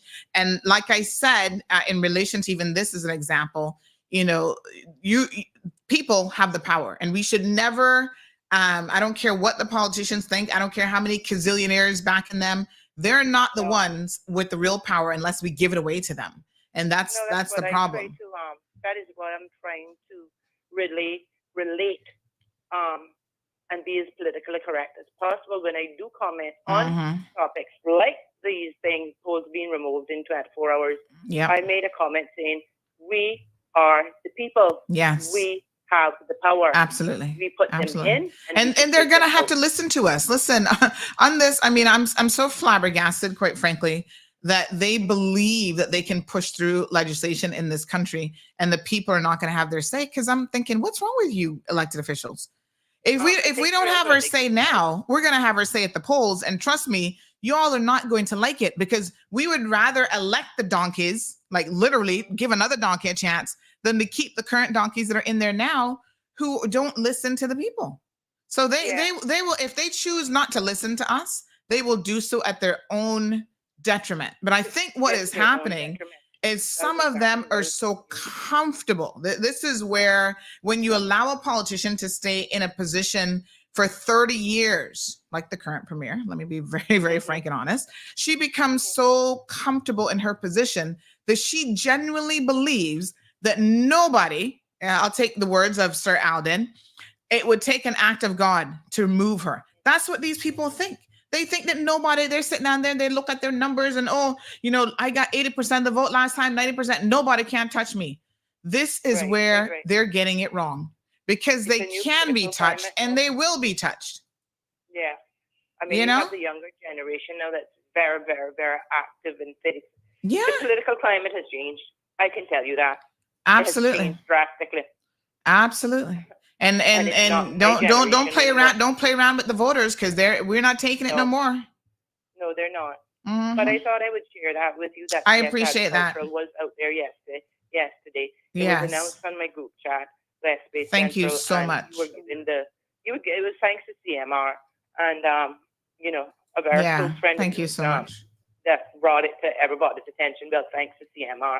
No names will be called, but I'm sure you know I appreciate that. And that's why we called. I thought it was important yesterday. We called Mr. Smith. Obviously, he wasn't too bothered. And we called the Agriculture Department, because there are government agencies that are responsible for, you know, good governance. They help to keep people in check. And if he's not doing it himself, then it is the responsibility of the government agencies to ensure that there is compliance. There is an animal law that gives some minimum. It's sure not enough in my opinion, but it does give some minimum protections for livestock, for animals. We just saw a guy convicted just the other day of, you know, abusing dogs, at least a dog, and now he's gone to jail. So thank you so much, caller. We really appreciate it. But so that, as I said, good news. And please, do a inquiry next week. I know it won't happen this week because it is a long weekend and you will be off island. But yes, there are a lot of those polls that are still existing, and I don't know if it was out of defiance. I don't know what. Well, we'll keep on top of it. Don't worry. Thank you, my love. Tanya. Okay, Have good. a good day. Thanks. You too. Bye-bye. All right. So, former Premier Panton, he's going to come on tomorrow morning so he can have a little bit more time, because we're ready at 9:50. So he'll come on early. I think secretly he doesn't want to be associated with any donkeys. So while we're having the donkey conversation, he's like, So this person says, morning, is it a donkey isn't there a donkey at the riding school in Newlands? Oh, I'm not sure. Good morning, caller. Good morning, Miss Sandy. Good morning, honey child. How you doing? Hope all is well with you guys. Yes, thank you so much. I guess we've been playing a donkey again for a little longer. I know, right? But I would like to update the people. I went to the meeting in West Bay yesterday regarding the we thought it was about the Conservation Act. Okay. Who had the meeting? It was a committee with Mr. Kenneth Ebanks from the planning and a group of people. There was okay. It was approximately about 20 people to the meeting. It was a very productive meeting. However, he wasn't talking anything about planning. He was not talking anything about the conservation bill. The time did not permit us to get to the conservation bill because they only had the hall for 2 hours. And he was explaining the planning law, which I don't know if that's part of the Conservation Act that they're trying to put together, because me personally, I got there a little late, so I didn't catch him beginning, when he introduced himself as to, what would be. So let me get to the point. I far as concerned about the Conservation Act, we haven't had no updates on the Conservation Act. So we're going to try to put this meeting that we had planned that was supposed to take place at 8 Bush Playfield last week Friday. We're trying to arrange it so we can get some speakers that can update us on some of this information. Right. We want to make it clear that we're not going out there to make no decision. We want to hear if somebody can update us, because as well, good luck with that, because none of them seem to want to come forward. The only person that has spoken on it, and I mean, his comments were a little bit confusing because, you know, he doesn't even know what the changes are. But Mr. McKeeva Bush did say last week that he has voiced his support for changes to the National Conservation Act. So this is he's the first and only MP that has said anything about it, other than Mr. Wayne Panton. But what is the changes? Well, that's it. Like he hasn't even said himself. So how can he support something that he don't even know, or I guess he knows but doesn't want to say? Well, unfortunately, the elected voters is who elected all of the 19 elected officials to be got in power. And they're not telling us anything yet. They owe it to the country. If there's nothing that they're doing that is wrong, they want to say all these things that people are saying is wrong, well, then come out and tell us what the fact is. Right. And then, I mean, he during his, what he said was, he said it's a crying shame that we have gotten something done, that we could have gotten something done by now, and we've not been able to because we're protecting Lyme lizards and iguanas. This is how he worded it. They might be important to our ecosystem to some extent, but our children, our people, are more important. So it's sad that people think that they're more important than the environment, because without the environment, who are we? So I don't really know that makes any sense. And you know, we don't have to compete with the environment. We should be living in unison with it. As soon as we get the meeting arranged, we'll get back to let the public know exactly. Thank you so much, my dear. I appreciate it. Thank you too. All right, 936-2626. We'll have a little bit of open line here. But thank you. Live Happy says, yes, we have the power. We can turn this good ship Cayman around. Miss Brenda says, actually, donkeys are very smart animals. Yeah, I think they get a bad rap, Miss Brenda. And I feel like whenever we do Jackass of the Day or Donkey of the Day, we're actually insulting the real donkeys. The human donkeys are of a different caliber. For sure, they deserve it. Ms. Marva says, I love the donkey story. It makes me laugh, Lady Sandra. Somebody else was asking Miss Shelma if she's ever thought about doing Gimme Story, because she has a knack for storytelling. Good morning, caller. Good morning. Sandy? Yes, ma'am. Yes, Annie Moulton here. Good morning, Miss Annie. How are you? I'm fine. You know, I still need to chase you down for my Cayman Voices segment, by the way. Well, I'm not difficult to catch. I'm walking on the stick. All right. That's a good, I mean, not a good sign, but that means I can come and see you. Be easy to catch. Yes, I'll be catching you soon. I'm listening to your show. Yes, ma'am. I just want to speak briefly on two of the topics that you just brought up. Number one, the cows being more than ankle deep in water. Are we talking about the water in Mount Pleasant? Yes, ma'am. Okay. Yes. So sad. That is the same plot of land that I'm made to understand is the neighbors have contested it because when it really gets worse than that, all the water flows into their gardens and floods them out. But planning has given permission for something like 40 or 50 units to be built on that site. And that is not, yes. And you might want to check with planning to find out what is happening there. Oh, and wow. If that is the case, the neighbors have every right to contest that because they don't want to be flooded out. And if I was looking for a condo to buy, trust me, that'd be the last place in the world that I would buy one because I don't want to be flooded out either. Okay, that's number one. Number two, about the bollards along the sides of the road. Let me tell you what I have learned in the last several months, and I question that as well. If you take a good look at where these bollards are put, there's actually beach access on most of these properties. Okay? And the managers, with permission from the owners, because the managers on their own couldn't do that. And don't forget, I've been on the beach for over 30 years, so I know what goes on. Have instructed their managers to put down these bollards so that people couldn't park. Yeah, but how can they do that without?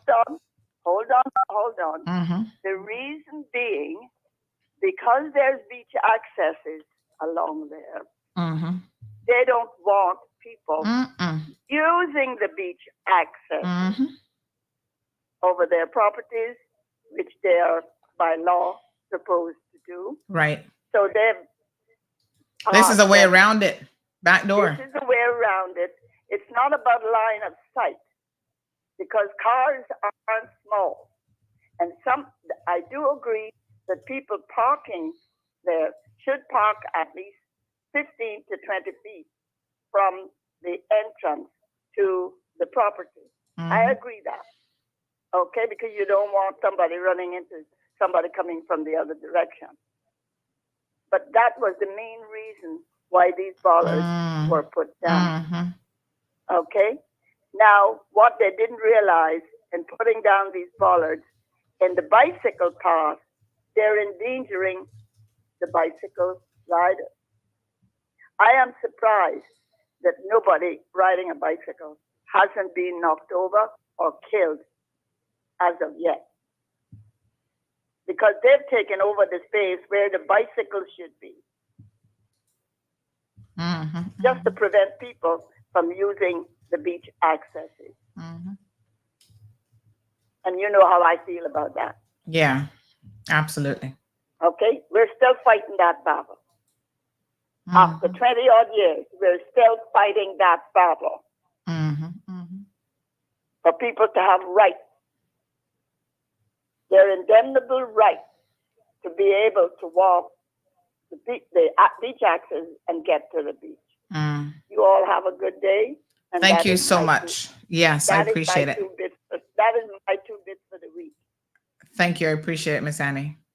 You're welcome. And we should not, to her point, we should not allow people to circumvent what they know is the lawful thing to do and the legal thing to do. And if that is one of the reasons, which I suspected as much myself, for trying to block those access points on a mean thoroughway, mean road by putting up those cones, it should have never, ever been permitted to begin with. I mean, I'm shocked that the NRA gave them permission. Like I said, March of 2022, I inquired about it. It started off with the small non-permanent cones by the Ritz-Carlton, and before you know it, all of West Bay Road. And it just goes to show you, give some people an inch, and boy, they're gonna take more than a mile. They're gonna go all out. So they should be coming down now, is what I'm told, and we will keep on top of the situation. So let's give them a little bit of time. I'm not trying to pressure them, because I know the NRA, with all the recent road floods and so on, has their hands full. So we'll inquire about the ETA and the removal, and then I will certainly keep you guys updated. Yeah, you have to keep on top of these things, because people forget and things slip through, and but yeah, they all need to come down. And it's such an eyesore as well in West Bay Road. I'm going to tell you, I mean, it doesn't even look good. And heaven forbid emergency services is flying through there and you need to pull over because the roadway is barely enough space. You have no shoulder on which to do so. They're blocking lanes, which is ridiculous. Good morning, caller. Good morning, Sandy. Hi, dear. How are you? Hello. Yeah, hello? we've got first caller on the line from West Bay. Good morning, caller. Good morning, Sandy. Yes, ma'am. We're expecting more rain later on, according to the weather. brother. Yes, coming from Jamaica. Ah, boy. Yeah. Now, I have one thing to talk about, and that is two. But I know there's another call I want to get into you. Okay, darling.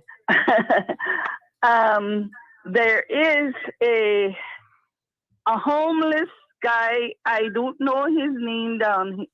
He's from West Bay. But we call him African.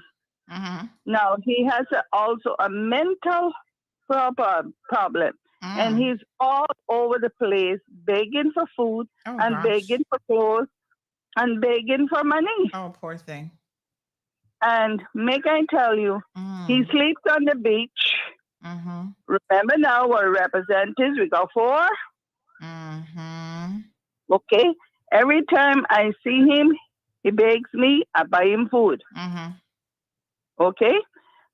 Because I understand that he sometimes beg for the money, and there is a couple of guys that using their weed and their whatever else they got to use and takes the money from him. Now, this is one guy in West Bay. We got many more. But he is all over the place. He walks a lot. His belly or gut, whatever you want to call it, I could call it the Caymanian way. The gut is nearly sticking to his back because he's hungry. He's tall. He's dark. He hardly got shoes, and when he begged for shoes, many people say, Caymanian men, he wears a size 13. You know what they say? Not giving you no shoes because you got to sell them anyway. You got to sell them anyway. So we don't give them. So he hasn't been wearing shoes that would even fit him, or slippers without sole that would even fit him. So what I'm curious, you're talking about he has mental health issues. Would the facility that we've been waiting on for donkey years, speaking of donkey, the facility we've been waiting on for donkey years, is this something that he could benefit from? Somebody says he's on African is on hard drugs. So is it more about the drugs or the mental health with him? I don't know about the hard drugs. I think he uses the ganja. But that's not normally hard. But let us put it this way, Sandra. Okay, he's human being. We got 1 million churches. We got the million churches with church halls. Can they not take people like him in? Well, it depends. Let's be fair to the churches, as always, because it certainly depends. I mean, you don't want someone who has a hard drug problem and somebody's saying that he does. Well, then, how about the pastors? What about his where's his family? Let's start there. Does he not have any family? Excuse me, his sister's a drug addict, okay? Oh, geez, on peace. Somebody says he had mental health problems, but he also uses cocaine. So the church is not going to let somebody who's a cocaine user into their church hall, because you know what people it's not only them.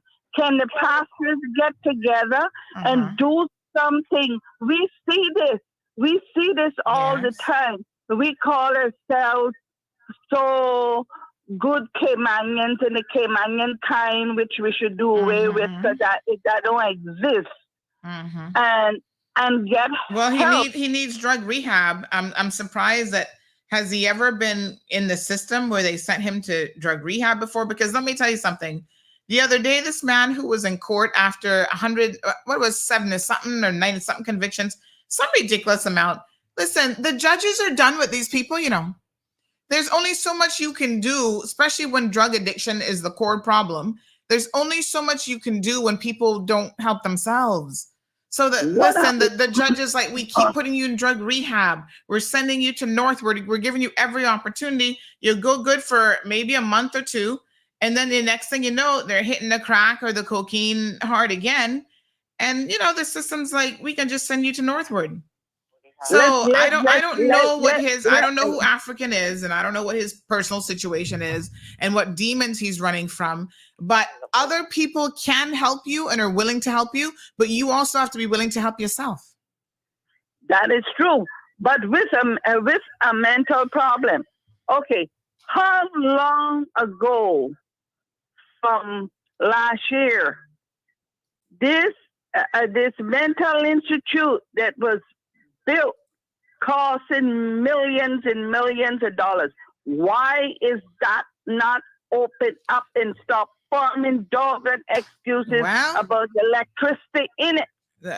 Planning, they've not gotten the COs yet. This is another government project. Remember, we talk about the problem caller with government projects.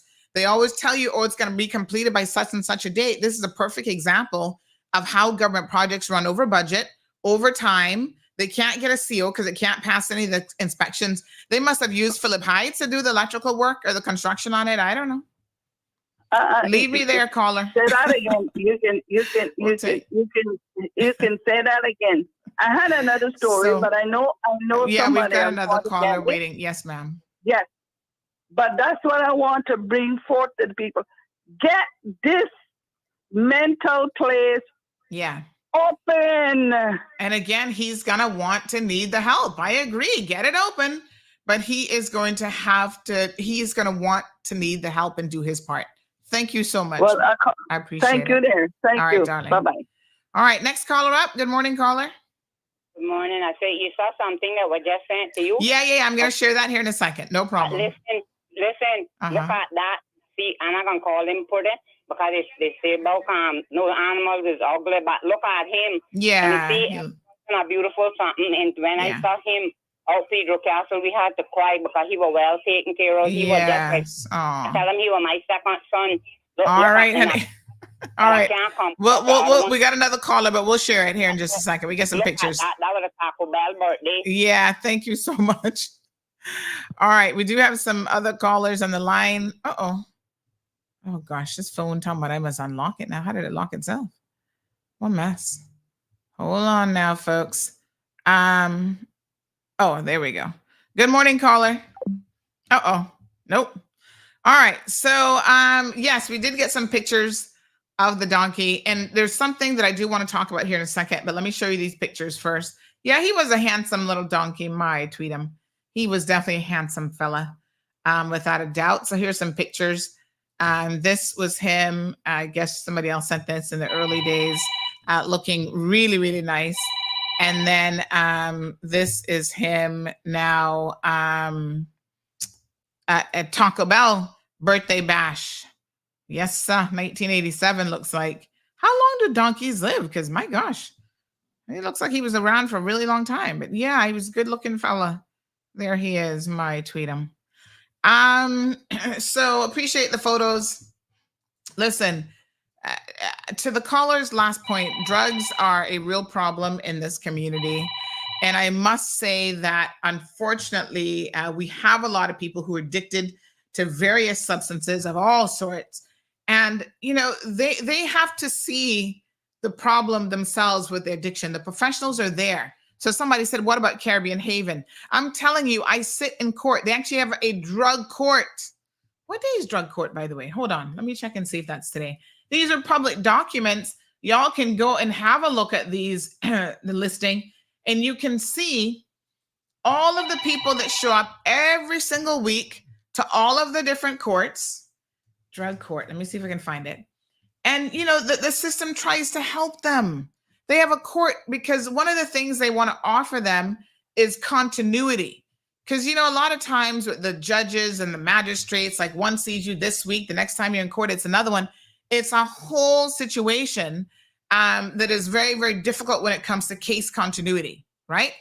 With people who have addictions, it is very, very important that the courts keep on top of them. As a matter of fact, Just last week, I think that was Chief Magistrate Hernandez. I was sitting in on I think it would have been like Wednesday.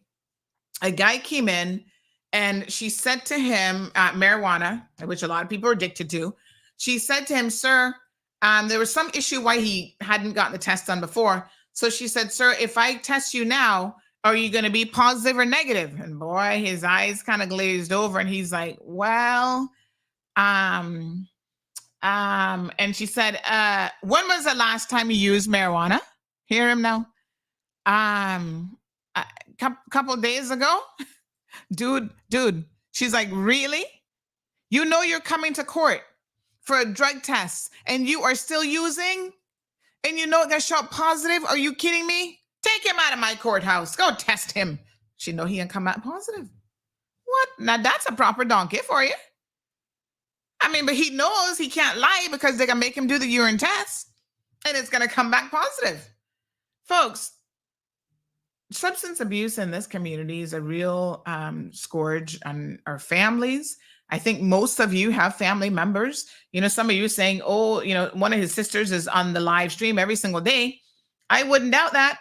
There's probably not a family in Cayman that has not been touched by drugs in some way, shape, or form. You know, Beacon Farm had a movie premiere. I want to say maybe it was last year or a couple of years ago now. And I went to it and they premiered the documentary special and then they had a panel discussion afterwards. And, you know, they're trying to help people with substance abuse problems there at that facility as well. And they ask audience members to please raise your hand if you have someone in your family that has been impacted by drug addiction. And let me tell you, the hands that went up, business people, own all sorts of businesses in Cayman, grocery stores, car dealerships, this and that, whatever. It doesn't matter. We are all in this same boat. We all have somebody in our family who unfortunately has succumbed to addiction, right? In the sense that they're users. When they're using, people will do all sorts of ridiculous behavior. So I don't agree that churches should open their doors to people who are active addicts and do what? Allow them to break into the church, to damage church property, to steal, because then you're responsible for them, letting them sleep inside the church when you know that they're a crackhead. I'm sorry to not be politically correct in this moment. Or they're a cocaine addict. And there's a lot of these so-called society people, they might not be hitting the crack pipe or however they digest crack. I don't even know. I think you inject it or whatever. But, you know, they're snorting cocaine. Remember the same George Oakley that we're going to do an expose on? I'm going to show you the evidence of rolling up the bills and all that kind of stuff. Y'all, CBC, WRC, y'all should start drug testing some of these foreign nationals that we have here on work permits. And y'all would be surprised how many of them are functional cocaine addicts. Yes, they work at law firms, and on the weekends, they're boozing it up and snorting their cocaine like nobody's business. But because they have the position and the financial wealth, nobody's looking at them. Go test some of the partners at these law firms and come back and talk to me. They just tend to be able to hide it a lot better. They have the resources and the means to hide their drug use. It's not just the little people down Windsor Park that we need to be talking about when it comes to drug addiction. So here's the list, folks, for drug court. It's on Thursday at 2:00. All these people will show up. They're in the program. So the court is trying to actively assist and help them, right? Some of them are in Caribbean Haven. They're having to be routinely tested. The director for Caribbean Haven will show up depending on what phase they're in. He has to give reports. Are they compliant? Are they failing the drug test? Are they passing the drug tests?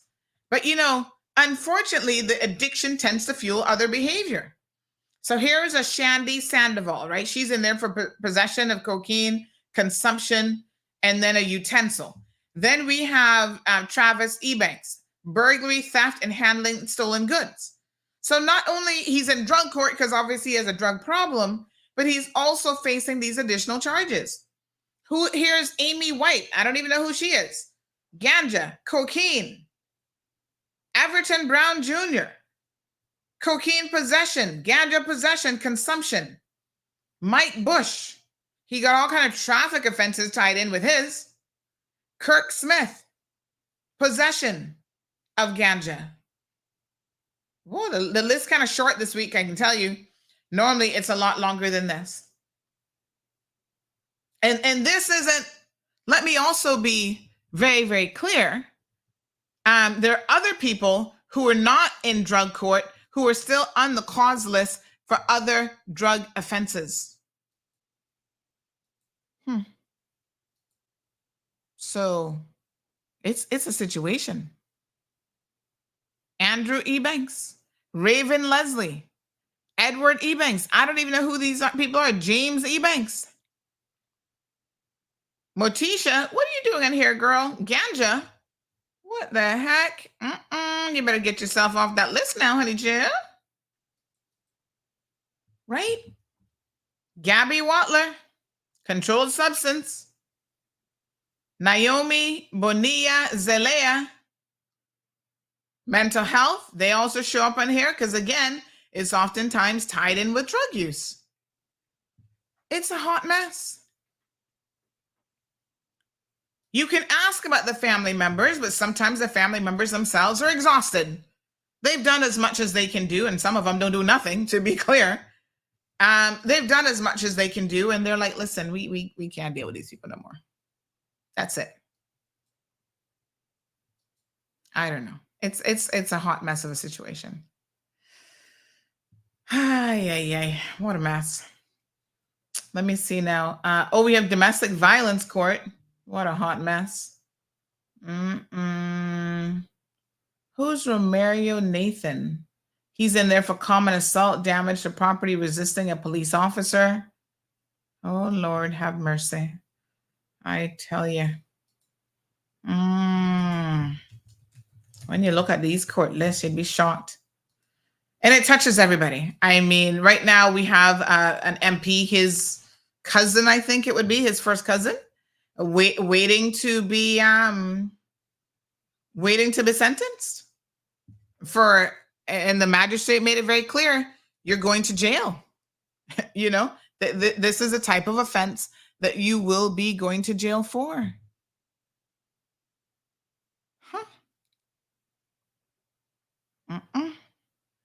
Wow, look at this cause list. Yesterday was very busy.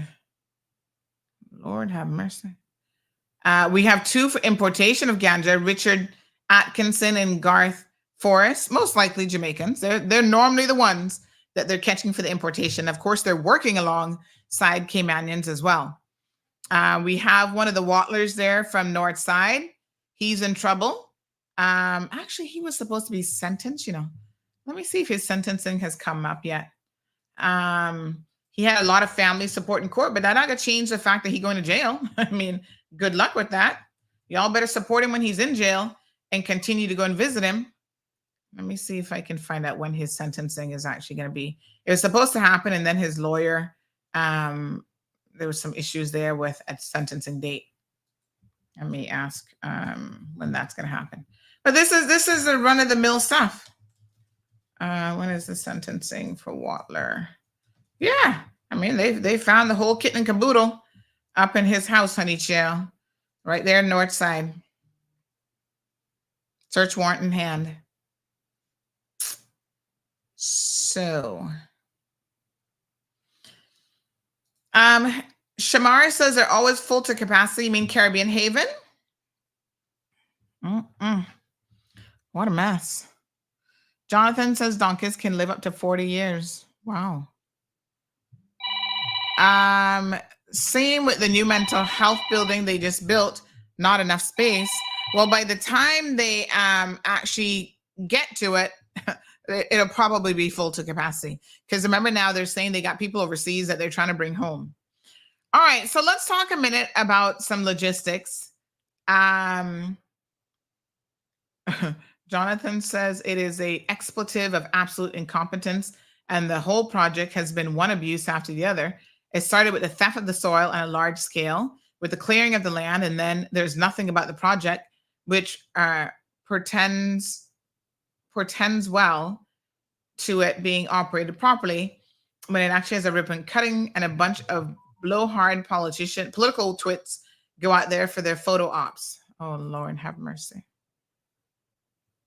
Damien says, I've said this for years, that all permits holders need a drug test and surprise drug tests. Well, I mean, the employers should be on top of that, but we know they're not going to do it because they might be losing a few staff members for sure.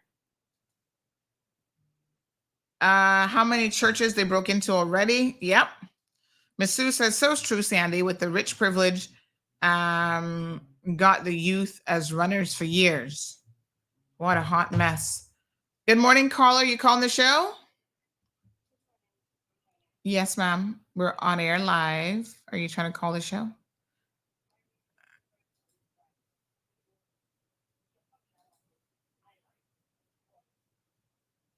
Okay, but I'm live on the radio like right now. Are you trying to call the show? Because if you are, the number is 936-2626.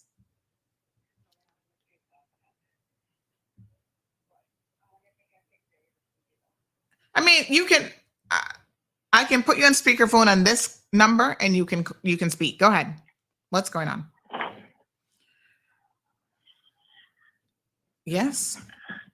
I am just calling in because I want from the top to the bottom to understand. And I may sound drastic, but we need to make some drastic decisions. And most of these persons are coming in, them going down into swamp, them going down into Wilders Road, and them going down into Baton Road, looking for the most vulnerable Caymanians. And they are marrying to them to continue. And when them done, them cuss them and disgrace them and walk out, let them, some of them are sleep a roadside. So wait a minute. You're saying people going down in swamp and stuff looking for Caymanians to marry? Yes, we not have to come out completely, but that is what is happening. And well, I can tell you, they don't have to go to swamp. Yes. Apparently, they can find them in every district. But go on. Everywhere them go at the most vulnerable spot. And I am going to start looking out for some of these persons. Why? Because they're parking up in people parking lot, and they're scrutinizing people's cars, and they're showing their private to persons, and it needs to stop. You know why I'm not calling the station? Because nothing I call the station for and it come out. Yeah? I cannot, so I'm calling it publicly now. Because I want the force and the community to work together. Yeah? To get these people off the road. I can't wait to see him come again to take his picture. So who is this? You're saying this person is actively looking for a Caymanian to marry? He married one already. Oh, okay. And don't have a job, and he move out, leave her, and just sleeping in people's cars and sleeping. But she fooler than him then. If she fooler than him, you get what I'm saying? And he's a big woman to a young person. So what is she getting out of it? I'm curious to know. Nothing more than cussing and disgrace because he promised her, but he's not giving her. The other day, one of them that came up and do the same thing as him. Yes. I had to step out and said, listen, you cannot curse a woman down to the ground. You come from a woman. And only to find out it's a convenient marriage also. Yeah? Not for them. Going on around the place. And disgrace the Caymanians and you have some, let me tell you something. They're not coming from nowhere. I can check them back home, them run away and come here. Literally to do these things. And it's only since that guy coming on this plaza here, just see more things happening on this plaza. This plaza was a plaza that abandoned people. You don't even get crime on this plaza. And it needs to go. It's either the government going to take it by force and take it by hand, because them on and said, okay, I'm married to Caymanian. And oh, I'm living there. Them only have them clothes here. I roadside them are sleep most of the time. And then I go around and take up the little 14, 15, 16, 17, 18-year-old. Something needs to put in place. Oh, they are big woman now. And when you make the report, it don't go nowhere. Wow. And these things need to stop. Yes. Them fishing out, it needs to stop. I came here from early 90s. And I've never seen the place so dominated and contaminated like now. And where are the people? I mean, who are these people that they're getting married to? Where are they from? Cayman. No. Not the Caymanians. I mean, I know that side of the equation. The foreign nationals who are marrying. Jamaica. Oh, Lord Jesus. Listen to me carefully. Mm. And I'm not talking with any water in the mouth. Mm-hmm. Until something done, before something done. Mm-hmm. And it has to start from the work department also, and the custom department, and the police station. Mm-hmm. Put something into place, right? And question it out. And some of these poor storefront pastors who married doing these things to people them and putting them into God's going to do something drastically because they might get away from man, but they're not going to get away from God. I could have married here if I want, but I'm not going to marry. I know that I don't need the person, I don't want the person. And then they're targeting persons like me who come, roll up my head and work in the right and proper form. And have their friends that come and tear down people's business. Them only going around when them walk and then go on bikes. Some of them is that get drive. And some of the parents them who know the contamination that they have in their family and bring them here, come leach and let them go on the road. Let them go on the road.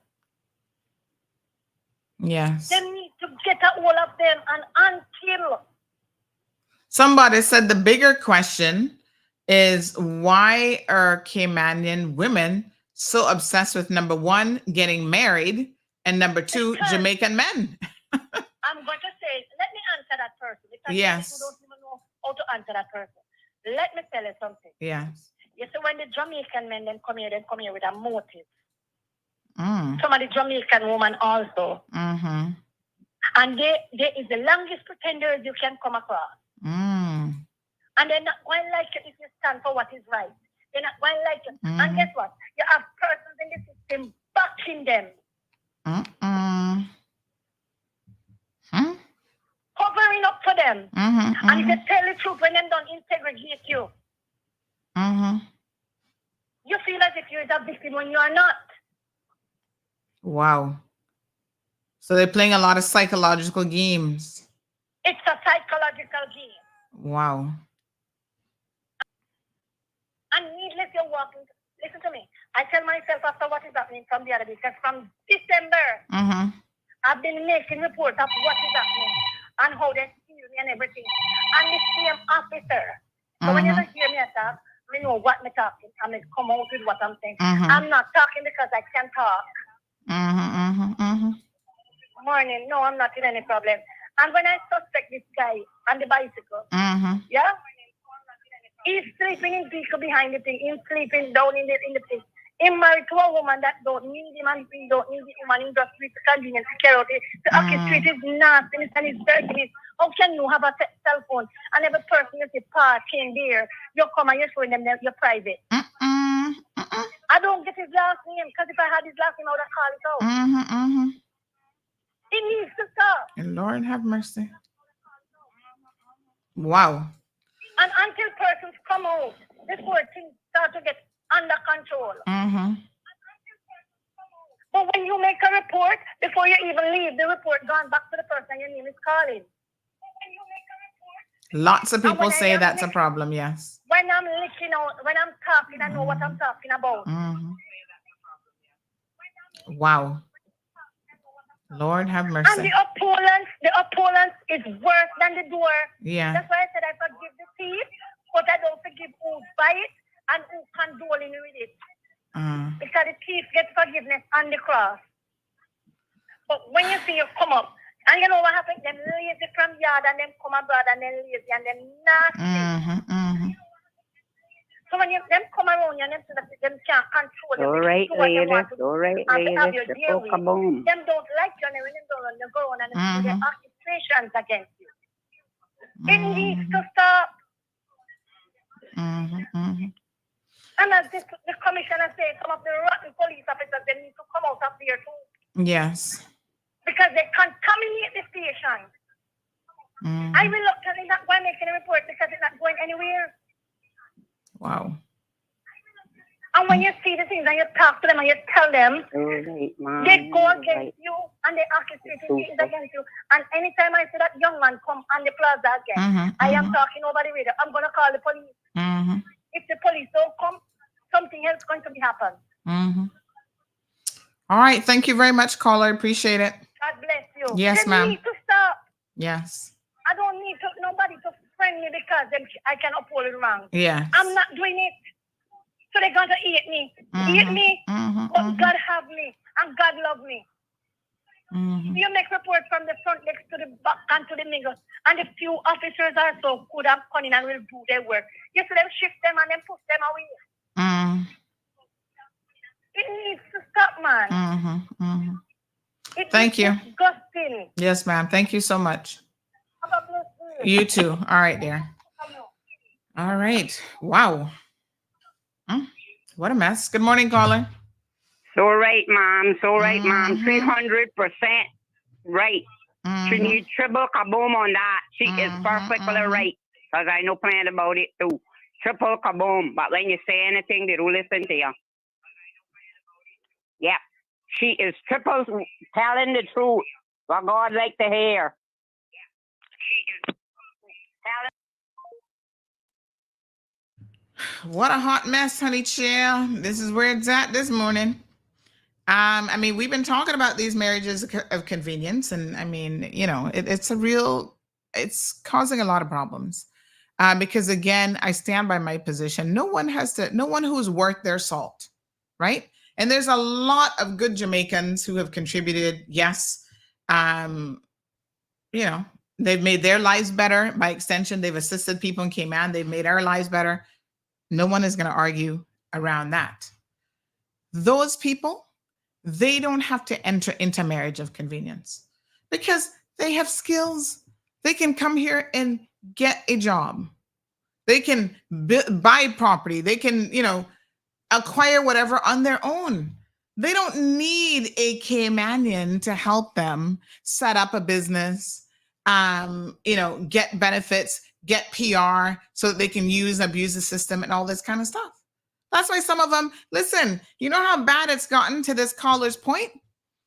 Now where they're targeting people that they know are sick, on death's bed, cancer, right? That case we talked about last week, that's not the only one. There's another one that somebody highlighted to me saying, yes, a Jamaican went and married her as well. And then don't even have the decency. He's a police officer. Don't even have the decency to treat these women with respect. Yeah, you marrying them to use them to get the little death benefit off of them. And then you can't even treat them with respect. You're abusing them and making a fool of them, making them look stupid in the community.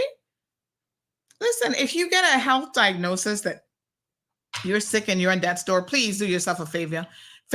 Don't go marry nobody because they're just looking to use you. Trying to get access to your pension and whatever else they think you might have, plus the right to be Caymanian. You see, the biggest problem here is we have some proper full Caymanians.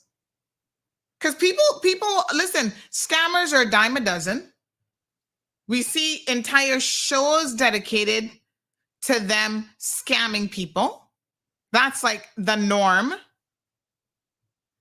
All over Africa, they're scamming these English people, whatever. But you got to look at the women and sometimes the men and ask yourself, why are you so easy? As that person said, why are Caymanian women so desperate to get married first and foremost?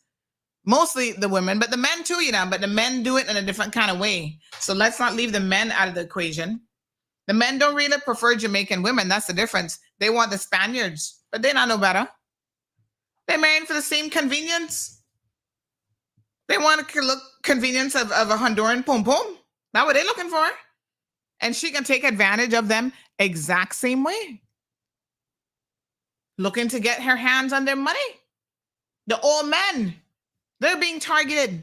The pensioners, the seamen.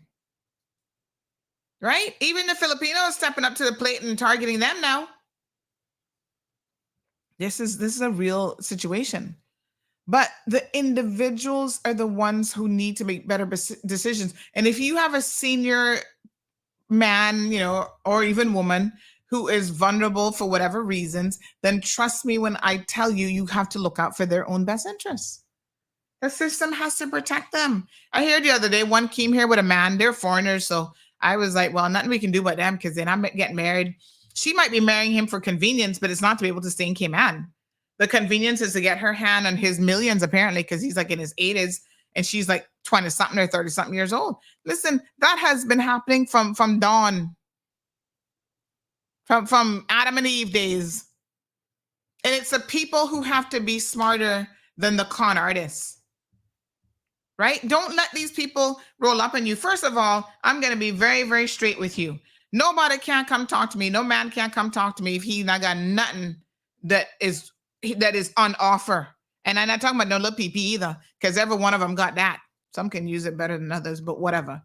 Every one of them got a little PP. So that is no selling point when it comes to man. What are you contributing here? What are you bringing to the table? Because if I see where this is about 90% you're going to be using me and getting a better life off of me, and I'm like, you're not a good person. You're not going to be contributing anything to the household. You're out there running the streets with all these other women. As Shamari say, you're an opportunist. Yeah. What are you bringing to the table? The diddly, that not it. And some of these Caymanian women are so incredibly stupid. Because how are you going to tell me, oh, yeah, well, I got a man. Really? And you're sharing him. He's like the village bicycle. Everybody riding him, or he riding them, however it go. Not nothing for you to be bragging about you got a man over. But there's a lot of people who come here, as that caller said, and somebody said, you know what, bad when Jamaicans calling out their own. A lot of them come here with the intent to use people. And their mothers and the fathers be like, oh yeah, latch on to this one. Go marry this one, go marry that one. Remember the other one they were talking about? Unfortunately, poor him, he passed away. But that doesn't change the marriage of convenience that he was involved in, what he was doing. When his brother called trying to defend him, but oh yeah, I think the two of them was in love. By the end of the conversation, even the man had to admit, yeah, that didn't really sound like love to me. That might have been a situation of convenience. But who am I going to blame? The Jamaican man looking to better his life and to get here? Or the Caymanian fool girl from North Side who would allow herself, because she has low self-esteem, as pretty as she is, she still got low self-esteem because she carrying a little bit extra weight. You don't have to have low self-esteem just because you fat, honey child. I'm fat and I love food, and no man not gonna be using me, because guess what? This is still a catch. You gotta, but you see, some of y'all can't call yourselves a catch because you know the real deal. You need to improve upon yourself. No man can improve your self-esteem. That comes from the inside. Right? But don't allow these people to get access to your country so easily and use you. What for? Now, he out here in these streets embarrassing you. Got a proper girlfriend, West Bay, that he is shacking up with every night and having children with and living his life, going to all the parties with. He don't even want to show you. And yet you like a damn fool on social media, posting up pictures of the two of you, talking about how much you I love him. This is my man. Yeah, right. He not no fucking man. We into overtime, by the way. He not no man. Man for who? For the entire village?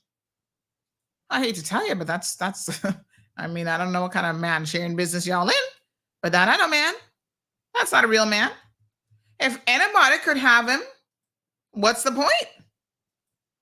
No, sir. Y'all need to get it together. Not interested in them kind of situations over there.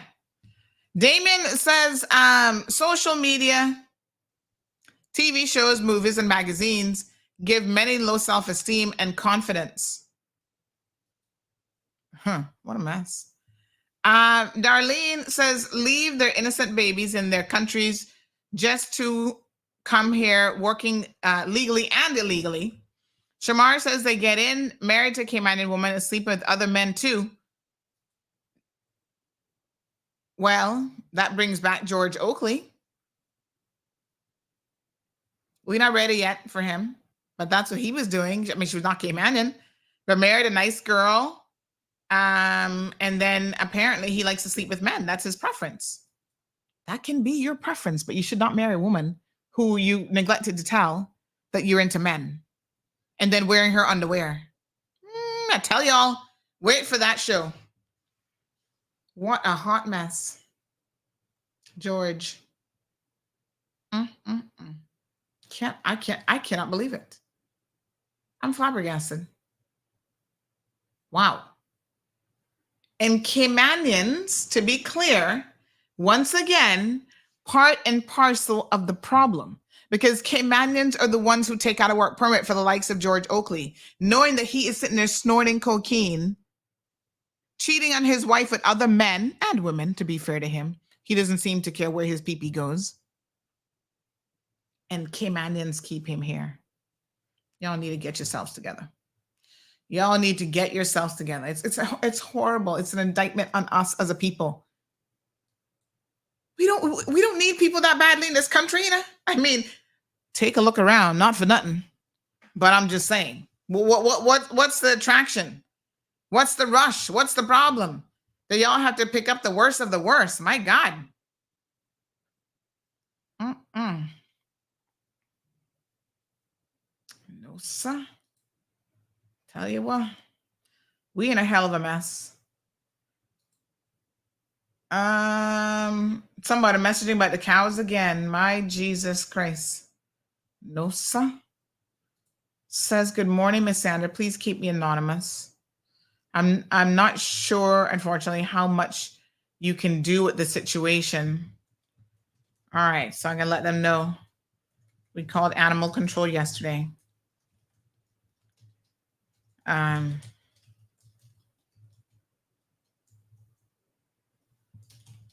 Yes, we'll send this to them as well. I appreciate you guys being so concerned. Miss Brenda says if he's Jamaican. No, I think this one is English. Child, they all come in all shapes and sizes and nationalities, but no, this one not Jamaican. To be clear. So yes, we hope we can get them some help. Well, then, says this person, our Caymanian women need to step up and stop being fooled by Jamaican men, well knowing the abundance of them looking wife just for papers. Oh, they need to get it together. So, Faithia McGregor. Ooh, honey child, you can take down your pages all you want. We already got you. Honey child. Oh, my tweetum. Y'all be trying to hide from CMR. You can't hide from justice. She was supposed to be sentenced yesterday. And I'm going to give you all the full source on her. But let me just assure you that you can run, but you can't hide. Time longer than rope. And Miss Faithia, you are a hot mess and then some. You've been at it for a minute, and the system has finally only partially caught up with you. So when we do the expose on you coming up, hopefully July, because they've now, they have postponed her sentence until July the 8th. So July the 8th, let me tell you all now, that is a Monday. If they sentence her on Monday at 2 p.m., the Tuesday show, so mark your calendars from now, students, July the 9th, will be Faithia's time to be exposed. Okay? So they're trying to hide, she's trying to cover up and hide her social media. But Miss Faithia, we already got your pictures, honey child. We got you. We got your daughter. We know all the mix up within the family. You use your own children much as anybody else. I've read your court file. You're a very dishonest lady. You're the type of person, and she's been married about 5 times. You don't need to ask yourself why she keep getting married to fools, because they have to be fools to be marrying her. But anyway, she's a proper crook, and we come in to talk about her here shortly. I'm just saying. This person says, Sandy, a lot of work permit holders sleeping in their cars and using complex pools to bathe in. Ew, as well. I heard that you should go down by Smith Cove parking lot and you will see and find them there sleeping also. So if y'all know this, tell me something. Why doesn't CBC know this? Why doesn't WRC know this? And more importantly, why aren't they doing some stakeouts and doing something about it? No, sir.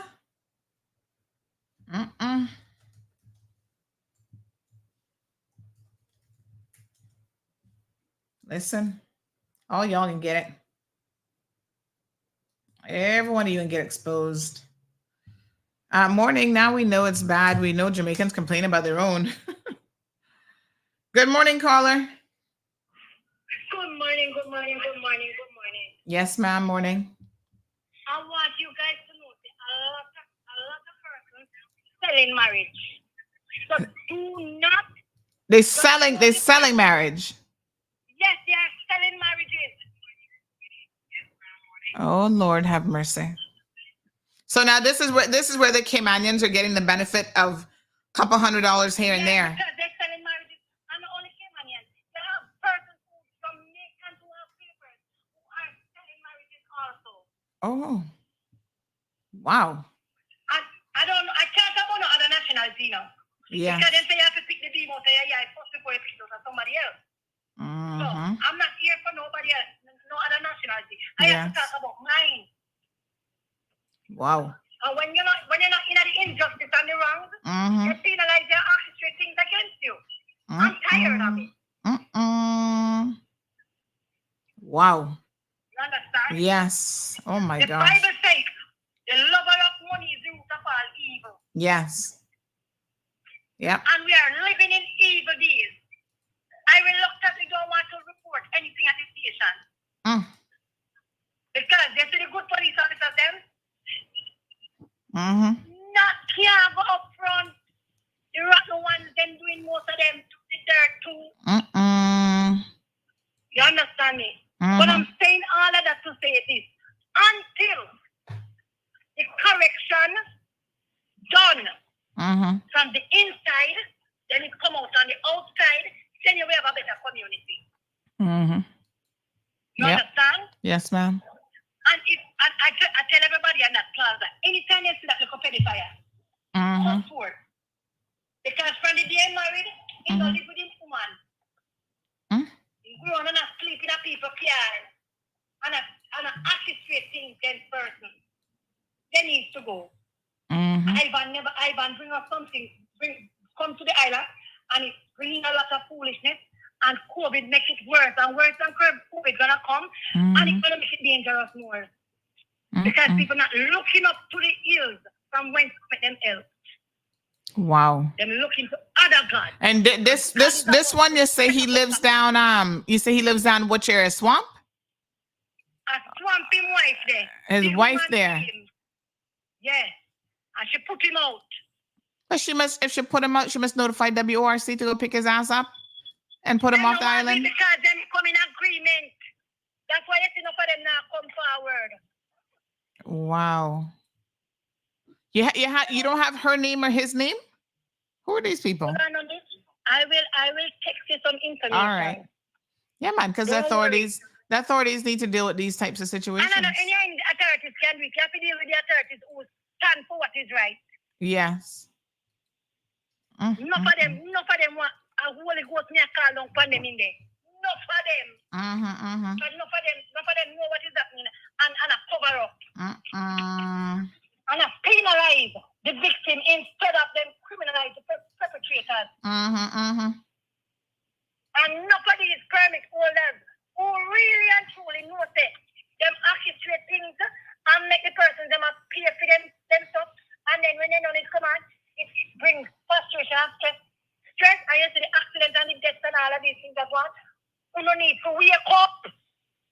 Before God stand up, because God see the tears and he see how persons work hard and honest with them bread and then go down like butter against son. All because of some contaminated, rotten accusators and persons who uphold with it.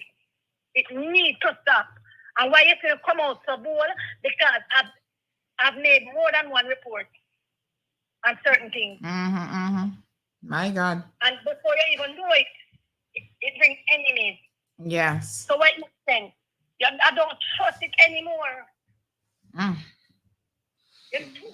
All right. Well, send us some information. We need to see if we can't get CBC on the case. First time when you come here and you get it from permit, you have to fear to even walk out here on the certain. Yeah. You have to control them know. They are the employers. Yes. And employers are collect their money. They need to go check for their papers and check whatever they need to go check with. They need to go. Thank you, caller. Human is a beautiful place and it's a God fearing. And contamination coming and creeping, literally to contaminate. What happened to my grandkids? Them and other people grandkids them and come up.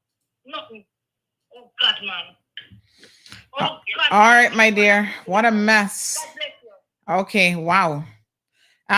Lulu says the road to permanent residency is too easy, especially the road by way of marriage. I'm gonna agree. Way too easy. Anyway, folks, those are the legislations and stuff that our government should be working on. That's what they should be tightening up and plugging some loopholes. And instead, they're trying to talk about the environment. They're misguided. Anyway, I gotta go.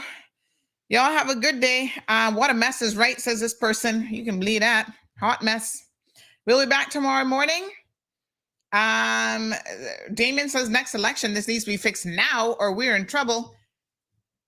What part of this government talking about immigration reform?